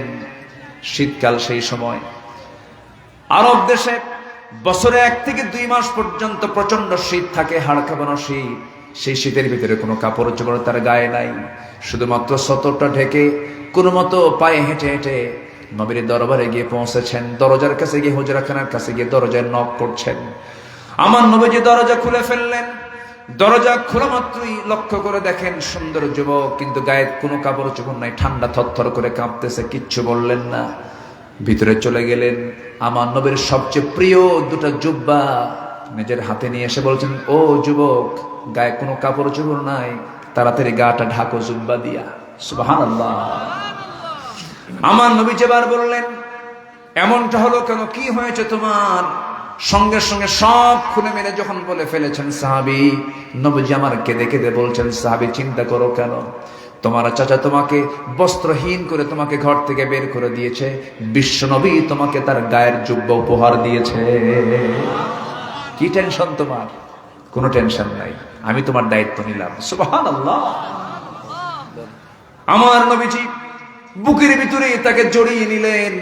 জড়িয়ে নিয়ে তার হৃদয়টা শান্ত করে দিয়ে বলছে, সাহাবী তুমি কি চাও বলো। হুজুর আপনি আমার জন্য দোয়া করেন, আমি যেন শহীদ হয়ে যাই। 2 হাত উপরের দিকে তুলে আল্লাহ রাসূল দোয়া করছেন, আল্লাহ আমার এই সাহাবী আব্দুল্লাহ আল বাজদাইনের জান মাল তুমি কাফের বেঈমানদের জন্য হারাম করে দাও। এই দোয়া করা মাত্র আব্দুল্লাহর মনটা খারাপ হয়ে গেল, ফ্যাকাশে হয়ে গেল চেহারা। রাসূল বলছেন, আব্দুল্লাহ তোমার মন খারাপ কেন? তিনি বলছেন, ইয়া রাসূলুল্লাহ মন কেন খারাপ করব না, আমি চাইলাম শহীদ হতে, আপনি আমার জান মাল কাফের বেঈমানদের জন্য হারাম করে দিলে আমি শহীদ হব কেমনে? রাসূল বলছেন, ও আমার সাহাবী আব্দুল্লাহ চিন্তা করো কেন, ওয়া ইম্মা তাআলা ফিরাশিহি, তোমার মওত যদি বিছানায় হয়ে থাকে, শাহাদাতের তামান্নার কারণে আল্লাহ রাব্বুল আলামিন তোমাকে শহীদের দরজা দিয়ে দিবে। যাও তুমি আমার আসহাবে সুফফার সদস্য হয়ে যাও। আমার নবীর হুজরার পাশেই আসহাবে সুফফার সদস্য মন্দিরে সেখানে থেকে যেত। রাসূল তাদেরকে মেহমান মনে করে খাওয়াতেন, যা আসতো সাহাবে কেরামকে খাওয়ায় দিতেন। তাদের মাঝে তিনি সদস্য হয়ে গেলেন। তিনি যখন কোরআন তেলাওয়াত করতেন, এই সাহাবী যখন কোরআন পড়তেন, খুব জোরে জোরে চিল্লায় চিল্লায় কোরআন পড়তেন, চিৎকার করে করে কোরআন পড়তেন। নবীর কাছে একদল সাহাবী এসে বলছেন, ইয়া রাসূলুল্লাহ নতুন একজন সাহাবী আমাদের সঙ্গে যোগ হয়েছেন, এত জোরে কোরআন পড়ে আমাদের ডিস্টার্ব হয়, আপনি একটু তাকে ডাক দিয়ে একটু পরামর্শ দিয়ে দেন। কোন সাহাবী? বলো হুজুর আব্দুল্লাহ জুল বাজাদাইন। নবীজি কেঁদে কেঁদে বলছেন, সাহাবীরা দয়া করে আব্দুল্লাহ তোমরা দোষ ধরতে যেও না, আব্দুল্লাহকে তোমরা দোষ ধরো না। আমরা আব্দুল্লাহর দিন গ্রহণ করতে নিয়ে দুনিয়া বিক্রি করে তাকে দিন গ্রহণ করতে হয়েছে, দুনিয়া বিক্রি করে তাকে ইসলাম গ্রহণ করতে হয়েছে। আল্লাহর সন্তুষ্টি হাসিল করতে গিয়ে দুনিয়াটা সব বিক্রি করে দিয়েছে আমার আব্দুল্লাহ। আমার নবী মদিনার মসজিদ থেকে যুদ্ধের পোশাক পরে কোন এক যুদ্ধের ময়দানে রওনা দিলেন, বলেন আব্দুল্লাহ চলো যুদ্ধে যাই। খুব খুশি তিনি, আব্দুল্লাহকে সঙ্গে করে রাসূল যুদ্ধে চলে গেলেন। সাহাবে কেরাম সব যুদ্ধে চলে গেছেন, যুদ্ধ শেষ হয়ে গেছে, নবীজি মদিনার দিকে রওনা করলেন। রাস্তার পথে চলতে চলতে হঠাৎ করে নবীর এখানে সংবাদ আসলো, হুজুর আব্দুল্লাহ জুল বাজাদাইন খুব অসুস্থ। রাসূল বলছেন, আমার আব্দুল্লাহর সেবা করো, আমার খুব প্রিয় সাহাবী, আমি খুব খুশি হব, ভালো করে সেবা করো, চিকিৎসা দাও। 3-4 দিন পর্যন্ত উত্তম ভাবে সাহাবীরা তার যত্ন নিলেন, তার চিকিৎসা করলেন, সেবা করলেন, কিন্তু কাজ হলো না। দুনিয়া থেকে বিদায় নিলেন সাহাবী। নবীর কানে এসে সংবাদ দিলেন, হুজুর আব্দুল্লাহ বেঁচে নাই, আব্দুল্লাহ শহীদ, আব্দুল্লাহ দুনিয়া থেকে বিদায় নিয়েছে। রাসূল বলছেন, শোনো সাহাবীরা, আব্দুল্লাহর গোসলটা করায় দাও, কাফনের কাপড়টা পরায় দাও। আব্দুল্লাহর জানাজার দায়িত্ব আমি কারো কাঁধে দেব না, আমি রাসূল নিজে তার জানাজার নেতৃত্ব দান করব। লাশ সামনে হাজির করা হলো, মুজাহিদের লাশ সামনে হাজির করা হলো। নবীজি জানাজা পড়ালেন, ফুপে রাসূল কাঁদতেছেন। জানাজা শেষ হয়ে গেল, সাহাবে কেরামকে ডাক দিয়ে বলছেন, সাহাবীরা, আমার দরদের সাহাবী, আমার আদরের সাহাবী, আমার প্রিয় সাহাবী আব্দুল্লাহ লাশটা কোথায় দাফন করবে, কবরটা কোথায়? হুজুর ওই যদি পাহাড়ের চিপায় ঠিক মাঝখান বরাবর আমরা কবরটা খনন করেছি। রাসূল বললেন, কে আব্দুল্লাহর কবরে নামবে না, আমাকে নিয়ে যাও, আমি আজকে নিজে আব্দুল্লাহর কবরে নামবো, আমি আজকে আব্দুল্লাহর কবরে নিজে নামবো। আমার নবীজি হেঁটে হেঁটে চলে গেলেন, কবরের সামনে গিয়ে দাঁড়ালেন, কবরের মাটিতে নামলেন, নেমে দোয়া পড়লেন। এবার বলছেন, আবু বকর তুমি কোথায়? লাব্বাইকা ইয়া রাসূলুল্লাহ, আমার ডানে নামো। আমার ওমর কোথায়? লাব্বাইকা ইয়া রাসূলুল্লাহ, আমার ওমর তুমি আমার বামে নামো। একই কবরে 3 জন নেমেছেন, 3 জন সেরা সেরা মানুষ। মা তোলাতিশ শামস ওয়ালা গরাবাত, রাসূল বলেছেন কোন সূর্যোদয় হয়নি, কোনদিন অস্ত যায় নাই, আবু বকরের চাইতে শ্রেষ্ঠ হতে পারে এমন কোন মানুষ পৃথিবীতে নাই। আল্লাহু আকবার বলেন। ডান পাশে নেমেছেন ওমর ফারুক, বাম পাশে নেমেছেন নবীজি ঠিক মাঝখানে দাঁড়ায় আছেন। এবার হাত দুইটা আগায় দিচ্ছেন, রাহমাতুল লিল আলামিন, জোরে বল সুবহানাল্লাহ। আমার নবীর 2 বরকতের হাত, রহমতের হাত তিনি আগায় দিয়েছেন। আগায় দিয়ে বলছেন, সাহাবীরা, আমার প্রিয় আদরের সাহাবী আব্দুল্লাহর লাশটা আমার হাতে তুলে দাও। লাশ যখন হাতে তুলে দেওয়া হলো, আমার নবীজি বলছেন, আবু বকর মাথাটা ধরো, ওমর তার পাটা ধরো। 3 জন মিলে সুন্দর করে আব্দুল্লাহর লাশটা কবরে শোয়া দিলেন। চেহারাটা কিবলামুখী করে দিলেন। রাসূল নিজে বুকের উপরে হাতটা রাখলেন, রেখে আকাশের দিকে তাকায় বলছেন, আকাশের মালিক আল্লাহ, এই মুহূর্ত পর্যন্ত আমি আব্দুল্লাহর উপরে রাজি আছি, সন্তুষ্ট আছি। আল্লাহ, আমার আব্দুল্লাহকে তুমি আল্লাহ মাফ করে দাও। এই কথা বলার সঙ্গে সঙ্গে এক সাহাবী পাশেই দাঁড়িয়েছিলেন, জীবন্ত সাহাবী, নিজের আবেগ ধরতে না পেরে, সহ্য করতে না পেরে নিজের আবেগ ধরে রাখতে পারলেন না। আবেগ আপ্লুত হয়ে সেই সাদ বিন আবি ওয়াক্কাস নামক সাহাবী করলেন কি, চিৎকার মেরে বলছেন, আল্লাহ, আমি আজকে জীবিত সাদ বিন আবি ওয়াক্কাস না হয়ে যদি মৃত সাদ বিন আবি ওয়াক্কাস হয়ে যদি এই কবরের বাসিন্দা হতে পারতাম, আমার জীবনটা বড় ধন্য হতো। কারণ এই কবরের বাসিন্দাকে দাফন করার জন্য রাসূল নেমেছেন। যেরকম সুবহানাল্লাহ, আরো যেরকম সুবহানাল্লাহ। আমার বন্ধুগণ, এই জন্য জীবনটা সুন্দর করে সাজায় নেব। আল্লাহর জান্নাত পাওয়ার জন্য বেশি টাইম লাগে না। সাদ বিন মুআজ রাদিয়াল্লাহু তাআলা ইসলাম পেয়েছেন মাত্র 5 বছর, দিন গ্রহণ করেছেন 30 বছর বয়সে, মারা গেছেন 35 বছর বয়সে। ইসলাম পাইছেন কয় বছর? আসতে বলবেন না, কয় বছর? 5 বছর।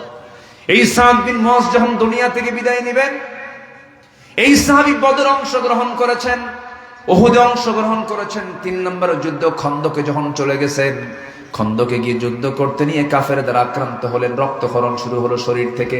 ওই রক্ত পড়া বন্ধ হলো না, রক্ত গড়তে গড়তে রক্তক্ষরণ হতে হতে রক্ত শূন্যতায় ভোগে সাদ বিন মুআজ দুনিয়া থেকে বিদায় নিলেন।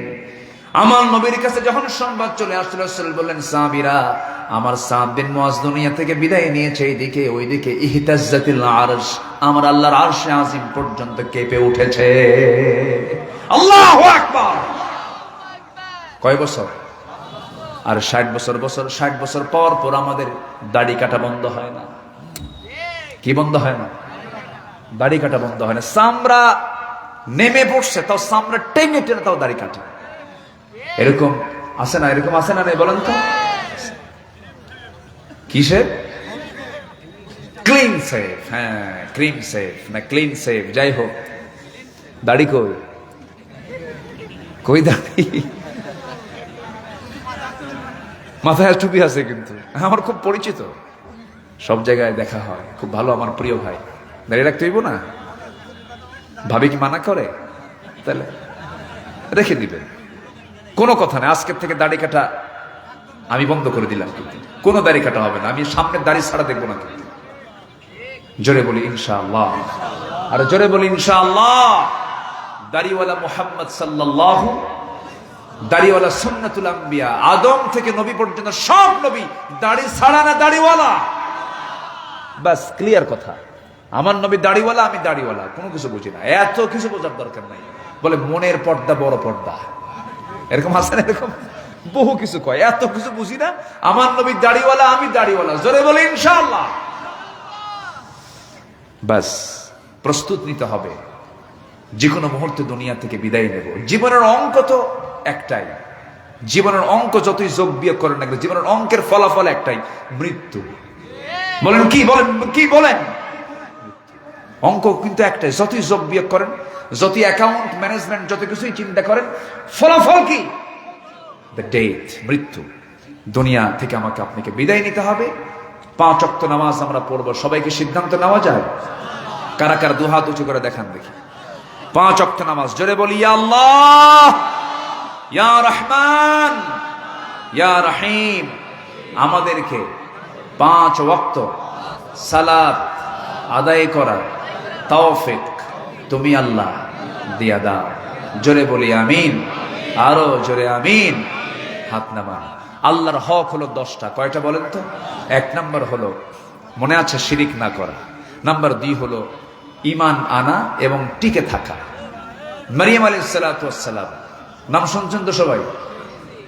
কোরআনের মরিয়মের নাম শোনেন না আপনারা? কিসের মরিয়ম?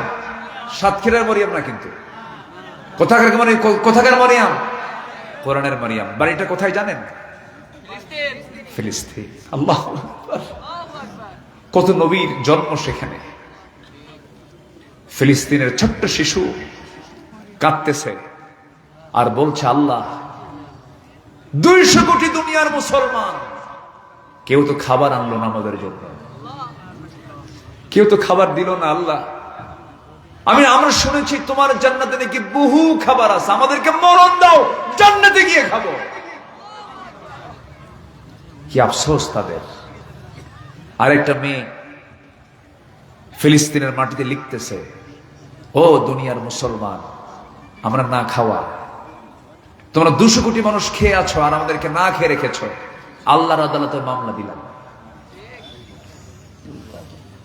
কোথায় যাবেন আপনি? এই মামলার জামিন হওয়া খুব কঠিন। আমি আল্লাহর কসম করে বলছি, গোটা রমজান আমার রাতের বেলা আমি ভালো করে ঘুমাতে পারিনি। ছোট্ট একটা মেয়ে সেদিন দেখি ঘাস টেনে টেনে তুলে সে ঘাস চাবাচ্ছে, ঘাস চাবায় চাবায় ক্ষুধা নিবারণ করতেছে। আপনি যদি একটু মনে মনে ভাবেন, আমার সন্তান খাবার না পায়, ঘাস খায়, আপনার কি মনে হবে বলেন? এই কষ্টগুলো তারা করছে। আল্লাহ, তুমি আবাবিল যেমন পাঠিয়েছ, আমরা অসহায়, আমরা দুর্বল ইমানের মুসলমান। আল্লাহ, একটা নুসরাত তুমি আল্লাহ দাও, একটা সাহায্য তুমি আল্লাহ দাও। আল্লাহ, তুমি ফিলিস্তিনকে, বাইতুল মুকাদ্দাসকে মুসলমানদের হাতে তুলে দাও। জোরে বলি আমিন। সম্মানিত ভাইরা, ছোট্ট ছোট্ট বাচ্চাগুলো বম্বিং করছে, বম্বিং এ মাথা নাই, হাত নাই, বস্তার মধ্যে তুলে বস্তা বন্দি করে রেখেছে। মার এসে সন্তানগুলোকে ক্ষতবিক্ষত অবস্থা পাচ্ছে, মিসাইল মেরে 20 সেকেন্ড পর পর মিসাইল মারা হচ্ছে। মধ্যপ্রাচ্যের এই কসাই দানব, নবীর খাদ্যের মধ্যে যে জাত বিষ মিশ্রণ করতে পারে, নবীদেরকে যারা হত্যা করতে পারে, সেই জাত মুসলমানদের কোনোদিন বন্ধু ছিল না, বন্ধু হতে পারে না। আমরা তাদের বিরুদ্ধে ইস্পাত কঠিন সিদ্ধান্ত নিয়ে অনড় থাকবো। আল্লাহর কাছে বলবো, আল্লাহ মুসলমানদের বিজয় দিয়ে দাও। প্রয়োজনে আমাদেরকে তুমি আমাদের সেই জায়গায় যাওয়ার মতো পরিস্থিতি, পরিবেশ তুমি আল্লাহ তৈরি করে দাও, তাদের সাহায্যার্থে। জোরে বলি আল্লাহুম্মা আমিন। সম্মানিত ভাইয়েরা, সম্মানিত বন্ধুগণ, মন তো চাচ্ছে কথা বলি, বলবো? আগ্রহ আছে এখনো? জোরে বলি ইনশাআল্লাহ। আমি আল্লাহর হক 10টা আমি আক্ষরিকভাবে বলে বলি শেষ করে আলোচনা আজকে শেষের দিকে আস্তে আস্তে যাব। মা বোনরা আজকের মাহফিলে আসছেন। মা বোনদের ভিতরেও কিন্তু অনেক মা ছিলেন, যেরকম মারিয়াম, ধৈর্যশীলা মা ছিলেন। কি পরীক্ষা তার জীবনে আসছে। তার চোখের সামনে জাকারিয়া আলাইহিস সালাতু ওয়াস সালামকে শহীদ করে দেওয়া হয়েছে। তা কেমন নির্মম ভাবে শহীদ করা হয়েছে? করাত দিয়ে চিরে, কি দিয়ে? করাত দিয়ে চিরে 2 টুকরা করে শহীদ করে দেওয়া হয়েছে। এবং তার ছেলেকেও ছাড়া হয় নাই। ইয়াহইয়া আলাইহিস সালাতু ওয়াস সালামকে মাথা ছুরি দিয়া কেটে নবীর মাথা রানীর সামনে উপস্থাপন করা হয়েছে। মারিয়াম আলাইহিস সালাতু ওয়াস সালামকে বাইতুল মুকাদ্দাস আল্লাহ রাব্বুল আলামিন তাকে সেই জায়গায় রাখার ব্যবস্থা করেছিলেন। ইন্নী নাদা, কি বলে না, ما في بطني হ্যাঁ হ্যাঁ, মা ফি বাতনি মুহাররারান ফাতাকাব্বাল মিন্নি ইন্নাকা আনতাস সামিউল আলিম। আমার বন্ধুগণ, ইন্নাল্লাহ ইসতাফা আদম ওয়া নূহা ওয়া আলা ইব্রাহিম ওয়া আলা ইমরান আলা আলামিন যুররিয়াতান বা'দুহা মিন বা'দ আল্লাহু সামিউন আলিম। বিশাল লম্বা আয়াত আসছে। সেই জায়গায় আল্লাহ রাব্বুল আলামিন সিদ্ধান্ত নিলেন, জাকারিয়া আলাইহিস সালাতু ওয়াস সালামকে দায়িত্ব দিয়ে বাইতুল মুকাদ্দাসের পাশেই তাকে রাখা হলো। মারিয়াম আলাইহিস সালাতু ওয়াস সালামকে ওয়াকাফালাহা জাকারিয়া, জাকারিয়া আলাইহিস সালাতু ওয়াস সালামকে দায়িত্ব দেওয়া হলো। এত দামি একজন নারী মারিয়াম আলাইহিস সালাতু ওয়াস সালাম, তার বাবা একজন দামি মানুষ, তার বাবার নামেও সূরা আছে না নাই বলেন? আলে ইমরান, ইমরান কন্যা আলে ইমরান, তার বাবার নামে সূরা, তার নিজের নামে সূরা। এবং আল্লাহ রাব্বুল আলামিন এত সম্মানে তাকে ভূষিত করেছেন। তার সন্তান আল্লাহ পাক দিয়েছিলেন, পিতৃ ছাড়া সন্তান দিয়েছেন, স্বামী ছাড়া সন্তান দিয়েছেন। সেই সন্তানটা একজন আল্লাহর নবী, এখনো মারা যান না, আবার তিনি দুনিয়াতে আসবেন। সেই নবীর নাম কি বলে? আরো জোরে কি নাম? ঈসা আলাইহিস সালাতু ওয়াস সালাম। আল্লাহ কি স্বামী ছাড়া সন্তান দিতে পারেন না? ইন্না মাসালা ঈসা কামাসালি আদম, ইন্না মাসালা ঈসা কামাসালি আদম। আদমের, ঈসার দৃষ্টান্ত হলো আদমের মতো। আদমের বাপও নাই, মাও নাই। ঈসা আলাইহিস সালামের মা আছে, বাপ নাই। আল্লাহ যদি বাপ মা ছাড়া যদি আদমকে বানাতে পারেন, শুধু বাপ ছাড়া আল্লাহ পাক বান্দা বানাতে পারেন না? অবশ্যই। এবার এই ক্ষমতা কার? আসতে বলবো না এই ক্ষমতা কার? কিন্তু খ্রিস্টানরা বললো না না, এটা আল্লাহর বেটা। জোরে করে নাউযুবিল্লাহ। وقالت النصارى المسيح ابن الله وقالت اليهود عزير ابن الله ذلك قولهم بأفواههم। এই সমস্ত কথাগুলো বলা শুরু করে দিল। শেষ পর্যন্ত মারিয়াম আলাইহিস সালাতু ওয়াস সালামকে বলে ফেললো, মারিয়াম তোমার চরিত্র নাই, চরিত্র তোমার নষ্ট হয়ে গেছে, তুমি অসতী মহিলা, পেটে বাচ্চা আসছে। ঘাড় ধাক্কা দিয়ে বাইতুল মুকাদ্দাস থেকে বের করে দেওয়া হলো। ধৈর্যের দরকার আছে না নাই? আমার মা বোন মনোযোগ দিয়ে একটু শুনবেন। আপনার বিরুদ্ধে কেউ কিছু বলেছে, ধৈর্যের পরিচয় দিয়ে দিবেন। এত কটু কথা শুনেছেন, মারিয়াম আলাইহিস সালাতু ওয়াস সালাম একটা বারের জন্য ধৈর্যহারা হলেন না। ঘর থেকে বের করে দেওয়া হলো, ভরা পেট, পেটে বাচ্চা, সেবা করার মতো কেউ নাই। ছুটে চললেন, যেদিকে চোখ চলে যায় সেই দিকে রওনা দিলেন। 10টা মাস পূরণ হলো, সন্তান ডেলিভারির সময় হয়ে গেল। আল্লাহ রাব্বুল আলামিন তাকে এমন সুন্দর করে সাহায্য করলেন, সরাসরি ফেরেশতা চলে আসলেন এই পৃথিবীতে। এই মহিলার সন্তান ডেলিভারির সময় দুনিয়ার কোনো ধাত্রীর প্রয়োজন হয় না। আল্লাহ রাব্বুল আলামিন সরাসরি ফেরেশতা পাঠায়া সাহায্য করেছে। সন্তান ডেলিভারি হয়ে গেছে, ঘুম থেকে জায়গা পেয়ে দেখেন সদ্য সন্তান তার পাশে হাত পা নড়াচড়া করে। সন্তানটা কোলের মধ্যে তুললেন, আদর করলেন, তাকে কাছে টানলেন, মুচকি হাসি মারলেন। সন্তানের প্রতি মার দরদ কম না বেশি? আসতে বলবেন না, কম না বেশি? এই পৃথিবীতে যত দরদ আছে মার মতো দরদি, এমন দরদি মন পৃথিবীতে আর দ্বিতীয়টা। বইয়ের দরদ বেশি না মায়ের দরদ বেশি? অনেকে চুপ করে আছে। বইয়ের দরদ, ভালো করে এখন কার দরদ বেশি, বইয়ের না মায়ের? বলেন মায়ের দরদ না বইয়ের দরদ? মাহফিলে মায়ের দরদ, বাড়িতে বইয়ের দরদ। কি হবে না? চিন্তা করে দেখেন, হুজুরের কথাই ঠিক।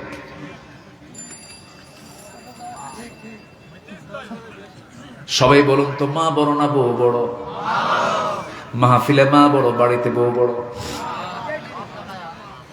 হ্যাঁ, সব জায়গায়।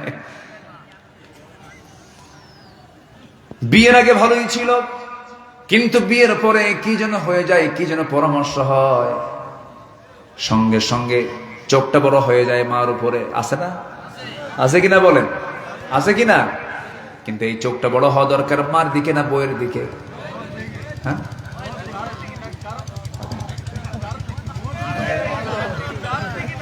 কারণ দিকে না। দেখেন কি চেক এন্ড ব্যালেন্স করতেছে। মার দিকে বড় চোখে দেখানো যাবে না, বইয়ের দিকেও বড় চোখে দেখানো যাবে না, কারণ বইয়ের দরদটাও রাখতে হবে। এখানে ব্যালেন্স করতে হবে, ভারসাম্য রক্ষা করতে হবে। মাও বড়, বউ বড়, মার সম্মানও কম না, বইয়ের সম্মানও কম না, কিন্তু ওজন দিয়ে মাপা যাবে না এখানে। মা তো মাই, মার বিকল্প পৃথিবীতে কিছু নাই। তবে একটা বিষয় মাপতে হবে, আপনার বউ হতে পারে, কিন্তু ওই বউটা আপনার সন্তানের মা, আপনার সন্তানের। তাহলে মাকে সম্মান করার দরকার আছে না নাই? কার মা? সন্তানের মা। কাউকে খাটো চোখে দেখা যাবে না, সম্মান দুজনকেই করতে হবে। তবে আস্তে করে বউকে ডাক দিয়ে বলতে হবে, বউ শোনো, রাগ কইরো না, মাটা বুড়ো হয়ে গেছে, বোঝে কম, চোখে দেখে কম, চামড়াগুলো কুচকে গেছে, একটু ঘন ঘন কথা বলে, মরেই তো যাবে, তুমি আমারে কেমন ভালোবাসো? তখন বউ বলবে, খুব ভালোবাসি। আচ্ছা বলো তো, এই খুব ভালোবাসার মানুষটার জন্ম হয়েছে কার পেট থেকে? মায়ের পেট থেকে। একটু মহব্বত কর। কি কথা বলছেন? একটু বালাগাত মান্তিক নিবেন, ফাসাহাত নিবেন, সুন্দর করে বুঝায় একটু ওয়াজ করবেন। কারণ আল্লাহ রাব্বুল আলামিন নবীদের ওয়াজ কোরআনে ঢুকিয়ে দিয়েছেন, লোকমানের ওয়াজ কোরআনে ঢুকিয়েছেন। লোকমান ওয়াজ করেছেন বাইরে না ঘরে? বাইরে না ঘরে? ঘরে ওয়াজ করেছেন। স্বামী হবেন, ওয়াজ করতে পারবেন না, হবে না। সুন্দর করে ওয়াজ করবেন, সুন্দর করে বুঝায় দিবেন। ফায়দুহুন্না আছে না? ফায়দুহুন্না, সুন্দর করে নসিহত দিয়ে দাও, সুন্দর করে বুঝায় দাও। আল্লাহ পাক নারীকে এমন হৃদয় দিয়ে বানিয়েছেন, যত প্রশংসা করবেন মেয়েদেরকে তত সুন্দর খুশি হয়ে যায়। প্রশংসা যত করবেন তত খুশি। মেয়েদের প্রশংসা করবেন না, দেখবেন বিপদে পড়ে যাবেন। সে যদি হাজারো মন খারাপ করে, একটা পাম মেরে দিবেন, একটা প্রশংসা করবেন, দেখবেন মহা খুশি হয়ে যাবে। মেয়েদেরকে প্রশংসা করলে সে খুশি হয়ে যায়, কিন্তু আপনি পুরুষ মানুষকে প্রশংসা করবেন, মতলব কি? ঠিক কিনা বলেন? পুরুষের প্রশংসা যদি কেউ করে, তখন বলবে, তোর মতলব কি, এত প্রশংসা কেন? কিন্তু আল্লাহ পাক মেয়েদেরকে বানিয়েছেন, ওদেরকে যত বেশি প্রশংসা করবেন তত খুশি হয়ে যায়। আল্লাহু আকবার বলে। এই হৃদয় মেয়েদেরকে বানায় দিয়েছেন কে? এই হৃদয় না দিলে স্বামীর বাড়িতে তাদের মন টিকতো না। আল্লাহু আকবার বলে। স্বামীর বাড়িতে মন টিকতো না। এটা কে দিয়েছেন? কে দিয়েছেন? আল্লাহ দিয়েছেন। সুন্দর করে বুঝাইয়া দিবেন। কখনো ধমক দিয়ে কথা বলা যাবে না, ধমকে কোনো রেজাল্ট আসে না। সুন্দর করে বুঝায় বলবেন, সুন্দর করে পাশে বসবেন, সুন্দর করে তাকে বোঝানোর চেষ্টা করবেন। সাহায্য বাকিটা কার? আল্লাহ সাহায্য চলে আসবে। মারিয়াম আলাইহিস সালাতু ওয়াস সালামের কথা বলছিলাম, আমার মায়েরা, শেষ পর্যন্ত আল্লাহর সাহায্য চলে এলো, সন্তানটা কোলে নিলেন। আল্লাহ বলছেন, মারিয়াম, বহু সময় তোমার পরীক্ষা হয়ে গেছে, এখন তুমি মানুষের মাঝে চলে যাও। তিনি বলছেন, আল্লাহ আমি যাবো কেমনে? লোকজন তো আমাকে প্রশ্ন করে বসবে, সন্তানটা কার? এবার এতদিন গালি শুনেছি আমি নিজে, এবার সন্তান সহ গালি শুনবে, বলবে সন্তান তো জারজ, অবৈধ সন্তান বলবে। আমি কি জবাব দেব? আল্লাহর সঙ্গে সঙ্গে বলছেন, মারিয়াম কোনো চিন্তা করো না, সেই সময় তোমাকে যখন প্রশ্ন করবে শুধু বলবে, ইন্নী নাযারতু লিররহমানি সাওমা, আমি রোজা আছি, আমি কোনো কথা বলবো না। আমি কি আছি? কথা বলতে পারো। তার রোজা ছিল কথা না বলার রোজা। কি কথা না বলার রোজা ছিল তার। আর আমরা কিসের রোজা থাকি? কথা না বলার রোজা না, নাকি মিথ্যা কথা বলো। মারিয়াম আলাইহিস সালাতু ওয়াস সালাম যখন লোকের মাঝে চলে গেলেন, সব এসে ঝেঁকে বসলো। কোথায় কোথায়, এটা স্থানটা কোথায় বলেন? ফিলিস্তিন। বলেন কোথায়? ফিলিস্তিন, বাইতুল মুকাদ্দাসের আশপাশে। এই ঘটনাগুলো আল্লাহ পাক ঘটায় দিয়েছেন যে জায়গায়, সেই জায়গায় আজকে আগুন জ্বলতেছে। মারিয়াম আলাইহিস সালাতু ওয়াস সালাম সেই বাইতুল মুকাদ্দাসের পাশে সে যখন দাঁড়ালেন, সেই সময় তাকে প্রশ্ন করে বসলো। তিনি চুপ মেরে গেলেন। সে বললেন, আমি কোনো কথা বলবো না, যত প্রশ্ন তোমরা আমাকে করতে চাও সেই প্রশ্নগুলো আমাকে না করে এই সন্তানকে করো, দোলনায় থেকে সন্তানকে করো। সবাই বলল, বুঝতে পেরেছি, মারিয়াম পাগল হয়ে গেছে, মারিয়াম পাগলি হয়ে গেছে, ছোট্ট বাচ্চাকে কথা বলে নাকি। কিন্তু সহিহ বর্ণনা হাদিসে আসছে, পৃথিবীতে মোটে 3 জন শিশু দোলনায় কথা বলেছে। কয়জন শিশু বলেন? 3 জন শিশু দোলনায় কথা বলেছে। এর মধ্যে একজন হলো সাহেবে জুরাইজ, সাহেবে জুরাইজ। এরপর আরেকজন হচ্ছে আল্লাহর পয়গম্বর ঈসা আলাইহিস সালাতু ওয়াস সালাম, নবজাতক সন্তান, 2 থেকে 3 দিন বয়স। যখন তাকে প্রশ্ন করা হলো, সবাই মিলে যখন প্রশ্ন করে বলল, হে সন্তান, তোর মা তোর সঙ্গে কথা বলতে বলে, তোর পরিচয়টা কি? দোলনায় থাকা সন্তান উত্তর দিচ্ছেন। কোরআন তার উত্তরগুলো কোট করেছে। কোরআন বলে দিচ্ছে, ক্বালা ইন্নী আবদুল্লাহ আতানিয়াল কিতাবা ওয়া জাআলানি নাবিয়্যা। আমি হলাম আল্লাহর গোলাম, আল্লাহ পাক আমাকে ইনজিল কিতাব দান করেছেন, আমি হলাম নবী। আর এই মহিলা নবীর মা, খবরদার নবীর মার সঙ্গে তোমরা বেয়াদবি করবে না। জোরে বলুন সুবহানাল্লাহ। সত্য প্রকাশ করে দিলেন কে? ধৈর্যের পুরস্কার কি দে? কে দেন? কে দেন? কে দেন? কে দেন? ধৈর্য ধরবো আমরা, পুরস্কার পাবো কার কাছ থেকে? আল্লাহর কাছ থেকে। ঈমান এনেছি, ঈমানের উপরে টিকে থাকবো। জোরে বলি ইনশাআল্লাহ। আরো জোরে বলি ইনশাআল্লাহ। আজকের সাবজেক্ট ছিল আমার হক। কি ছিল? হক। 1 নাম্বার কার হক? নাম্বার 1 হলো শিরিক করবো না। নাম্বার 2 হলো ঈমান এনেছি, ঈমানের উপরে টিকে থাকবো। নাম্বার 3 হলো কাউকে ভয় করব না, ভয় করব একমাত্র কেবলমাত্র শুধুমাত্র কাকে? আল্লাহকে ভয় করব। হাক্কা তুকাতিহ ওয়ালা তামুতুন্না ইল্লা ওয়া আনতুম মুসলিমুন। নাম্বার 4 হলো আল্লাহর বিচার ফয়সালাকে মেনে নেওয়া। এটা হচ্ছে আল্লাহর হক। আল্লাহর বিচার ফয়সালা মেনে, ইনিল হুকমু ইল্লা লিল্লাহ। নাম্বার 5 হলো সালাত কায়েম করা, যাকাত আদায় করা। কার হক? আকিমুস সালাহ ওয়া আতুজ যাকাত ওয়ারকাউ মা'আর রাকিঈন। নাম্বার 6 হলো হজ করা। হজ করব কার জন্য? আমরা।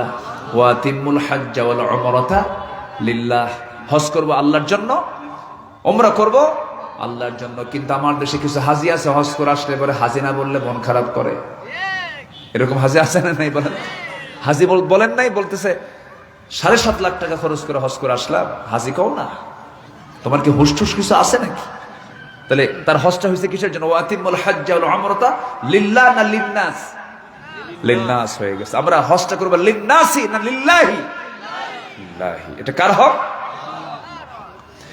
নাম্বার 8 হলো তওবা করব আল্লাহর কাছে। তুবু ইলাল্লাহ তাওবাতান নাসুহা। নাম্বার 9 হলো সমস্ত কিছুর উপরে আল্লাহকে ভালোবাসবো আমরা। সকল ভালোবাসার একদিন বিদায় হয়ে যাবে, কিন্তু আল্লাহর ভালোবাসা কোনোদিন ফুরাবে না। এই জন্য সকল ভালোবাসার উপরে কার ভালোবাসা বলেন? আসতে বলবেন না, কার ভালোবাসা? নাম্বার 10 হলো দোয়া করবো আমরা কার কাছে? চাইবো আমরা কার কাছে? ওয়াইদা ইসতাআনতা ফাসতাইন বিল্লাহ। চাইতে হবে একমাত্র কার কাছে? এটা হচ্ছে আল্লাহর হক। এই 10টা হক আদায় করার তৌফিক আল্লাহ পাক দান করুন। জোরে বলি আমিন। সবাই বসে, অনেক রাত হয়েছে, আমি টেরও পাচ্ছি। আমরা দেরি করবো না, আমরা এখন দোয়ার দিকে যাব। সবাই নামাজের মতো করে বসি, নামাজের মতো করে বসি। না, অনেক রাত হয়ে গেছে, লোকজন উঠতে। এই বসেন না কেন? দোয়া করবেন না? ফিলিস্তিনের অসহায় মুসলমানদের জন্য দোয়া যিনি করবেন না, আমি মনে করি ইনি কৃপণ। বসেন না, আমরা একসঙ্গে দোয়া করে যাই। সবাই বসুন, সবাই বলে সুবহানাকা আল্লাহুম্মা ওয়া বিহামদিকা আশহাদু ইল্লা আনতা আস্তাগফিরুকা ওয়া আতুবু ইলাইকা। চিৎকার মেরে বলি, ইয়া আল্লাহ, আমার জীবনের সাগীরা কবীরা, ছোট বড় সব গুনাহ তুমি আল্লাহ, মাফ করে দাও, মাফ করে দাও। জোরে বলুন ইয়া রাব্বাল আলামিন, ইয়া রাব্বাল আলামিন, ইয়া রাব্বাল আলামিন। নামাজের মতো করে আমরা সবাই বসে, নামাজের মতো করে।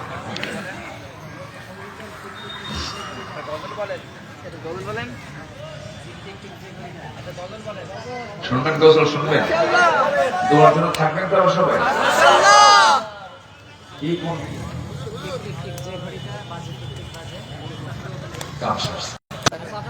আচ্ছা, সময় নিয়ে একটা গজল সে বলতে বলতে, আচ্ছা দেখি একটু মনোযোগ দিয়ে শুনবেন।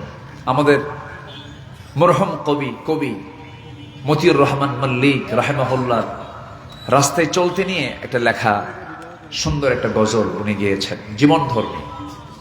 টিক টিক টিক টিক যেই ঘড়িটা বাজে, ঠিক ঠিক বাজে, কেউ কি জানে সেই ঘড়িটা লাগবে কয়দিন কাজে।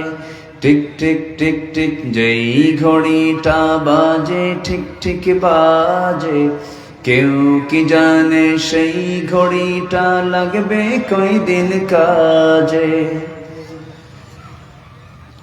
ঝক ঝক ফক ফক করে যতদিন ঘড়ির চেহারা, ততদিন তারে কিনতে চাই যে খরিদ্দারেরা।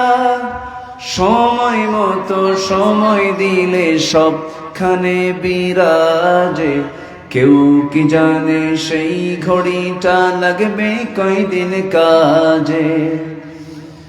ঝক ঝক তক তক জীবন ঘড়ি করে যতদিন, দাম থাকে তার সবার মাঝে বন্ধু ততদিন। ঠিক কিনা? ঝক ঝক তক তক জীবন ঘড়ি করে যতদিন, দাম থাকে তার সবার মাঝে বন্ধু ততদিন। মনের মাধুরী মিশিয়ে সাজায় নানান সাজে, কেউ কি জানে সেই ঘড়িটা লাগবে কয়দিন কাজে।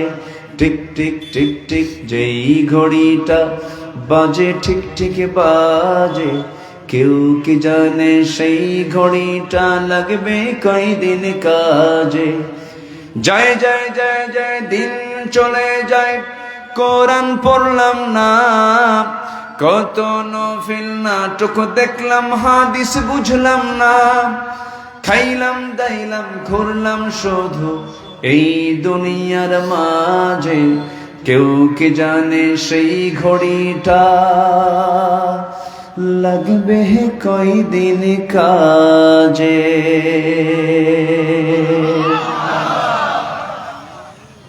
ঠিক আছে জি, সেরেছে বাপু, বসে পড়ো। জি, ফজর নামাজ, সালাতুল ফজর সবাই পড়বেন না ইনশাআল্লাহ? দোয়া, আল্লাহুম্মা আমিন।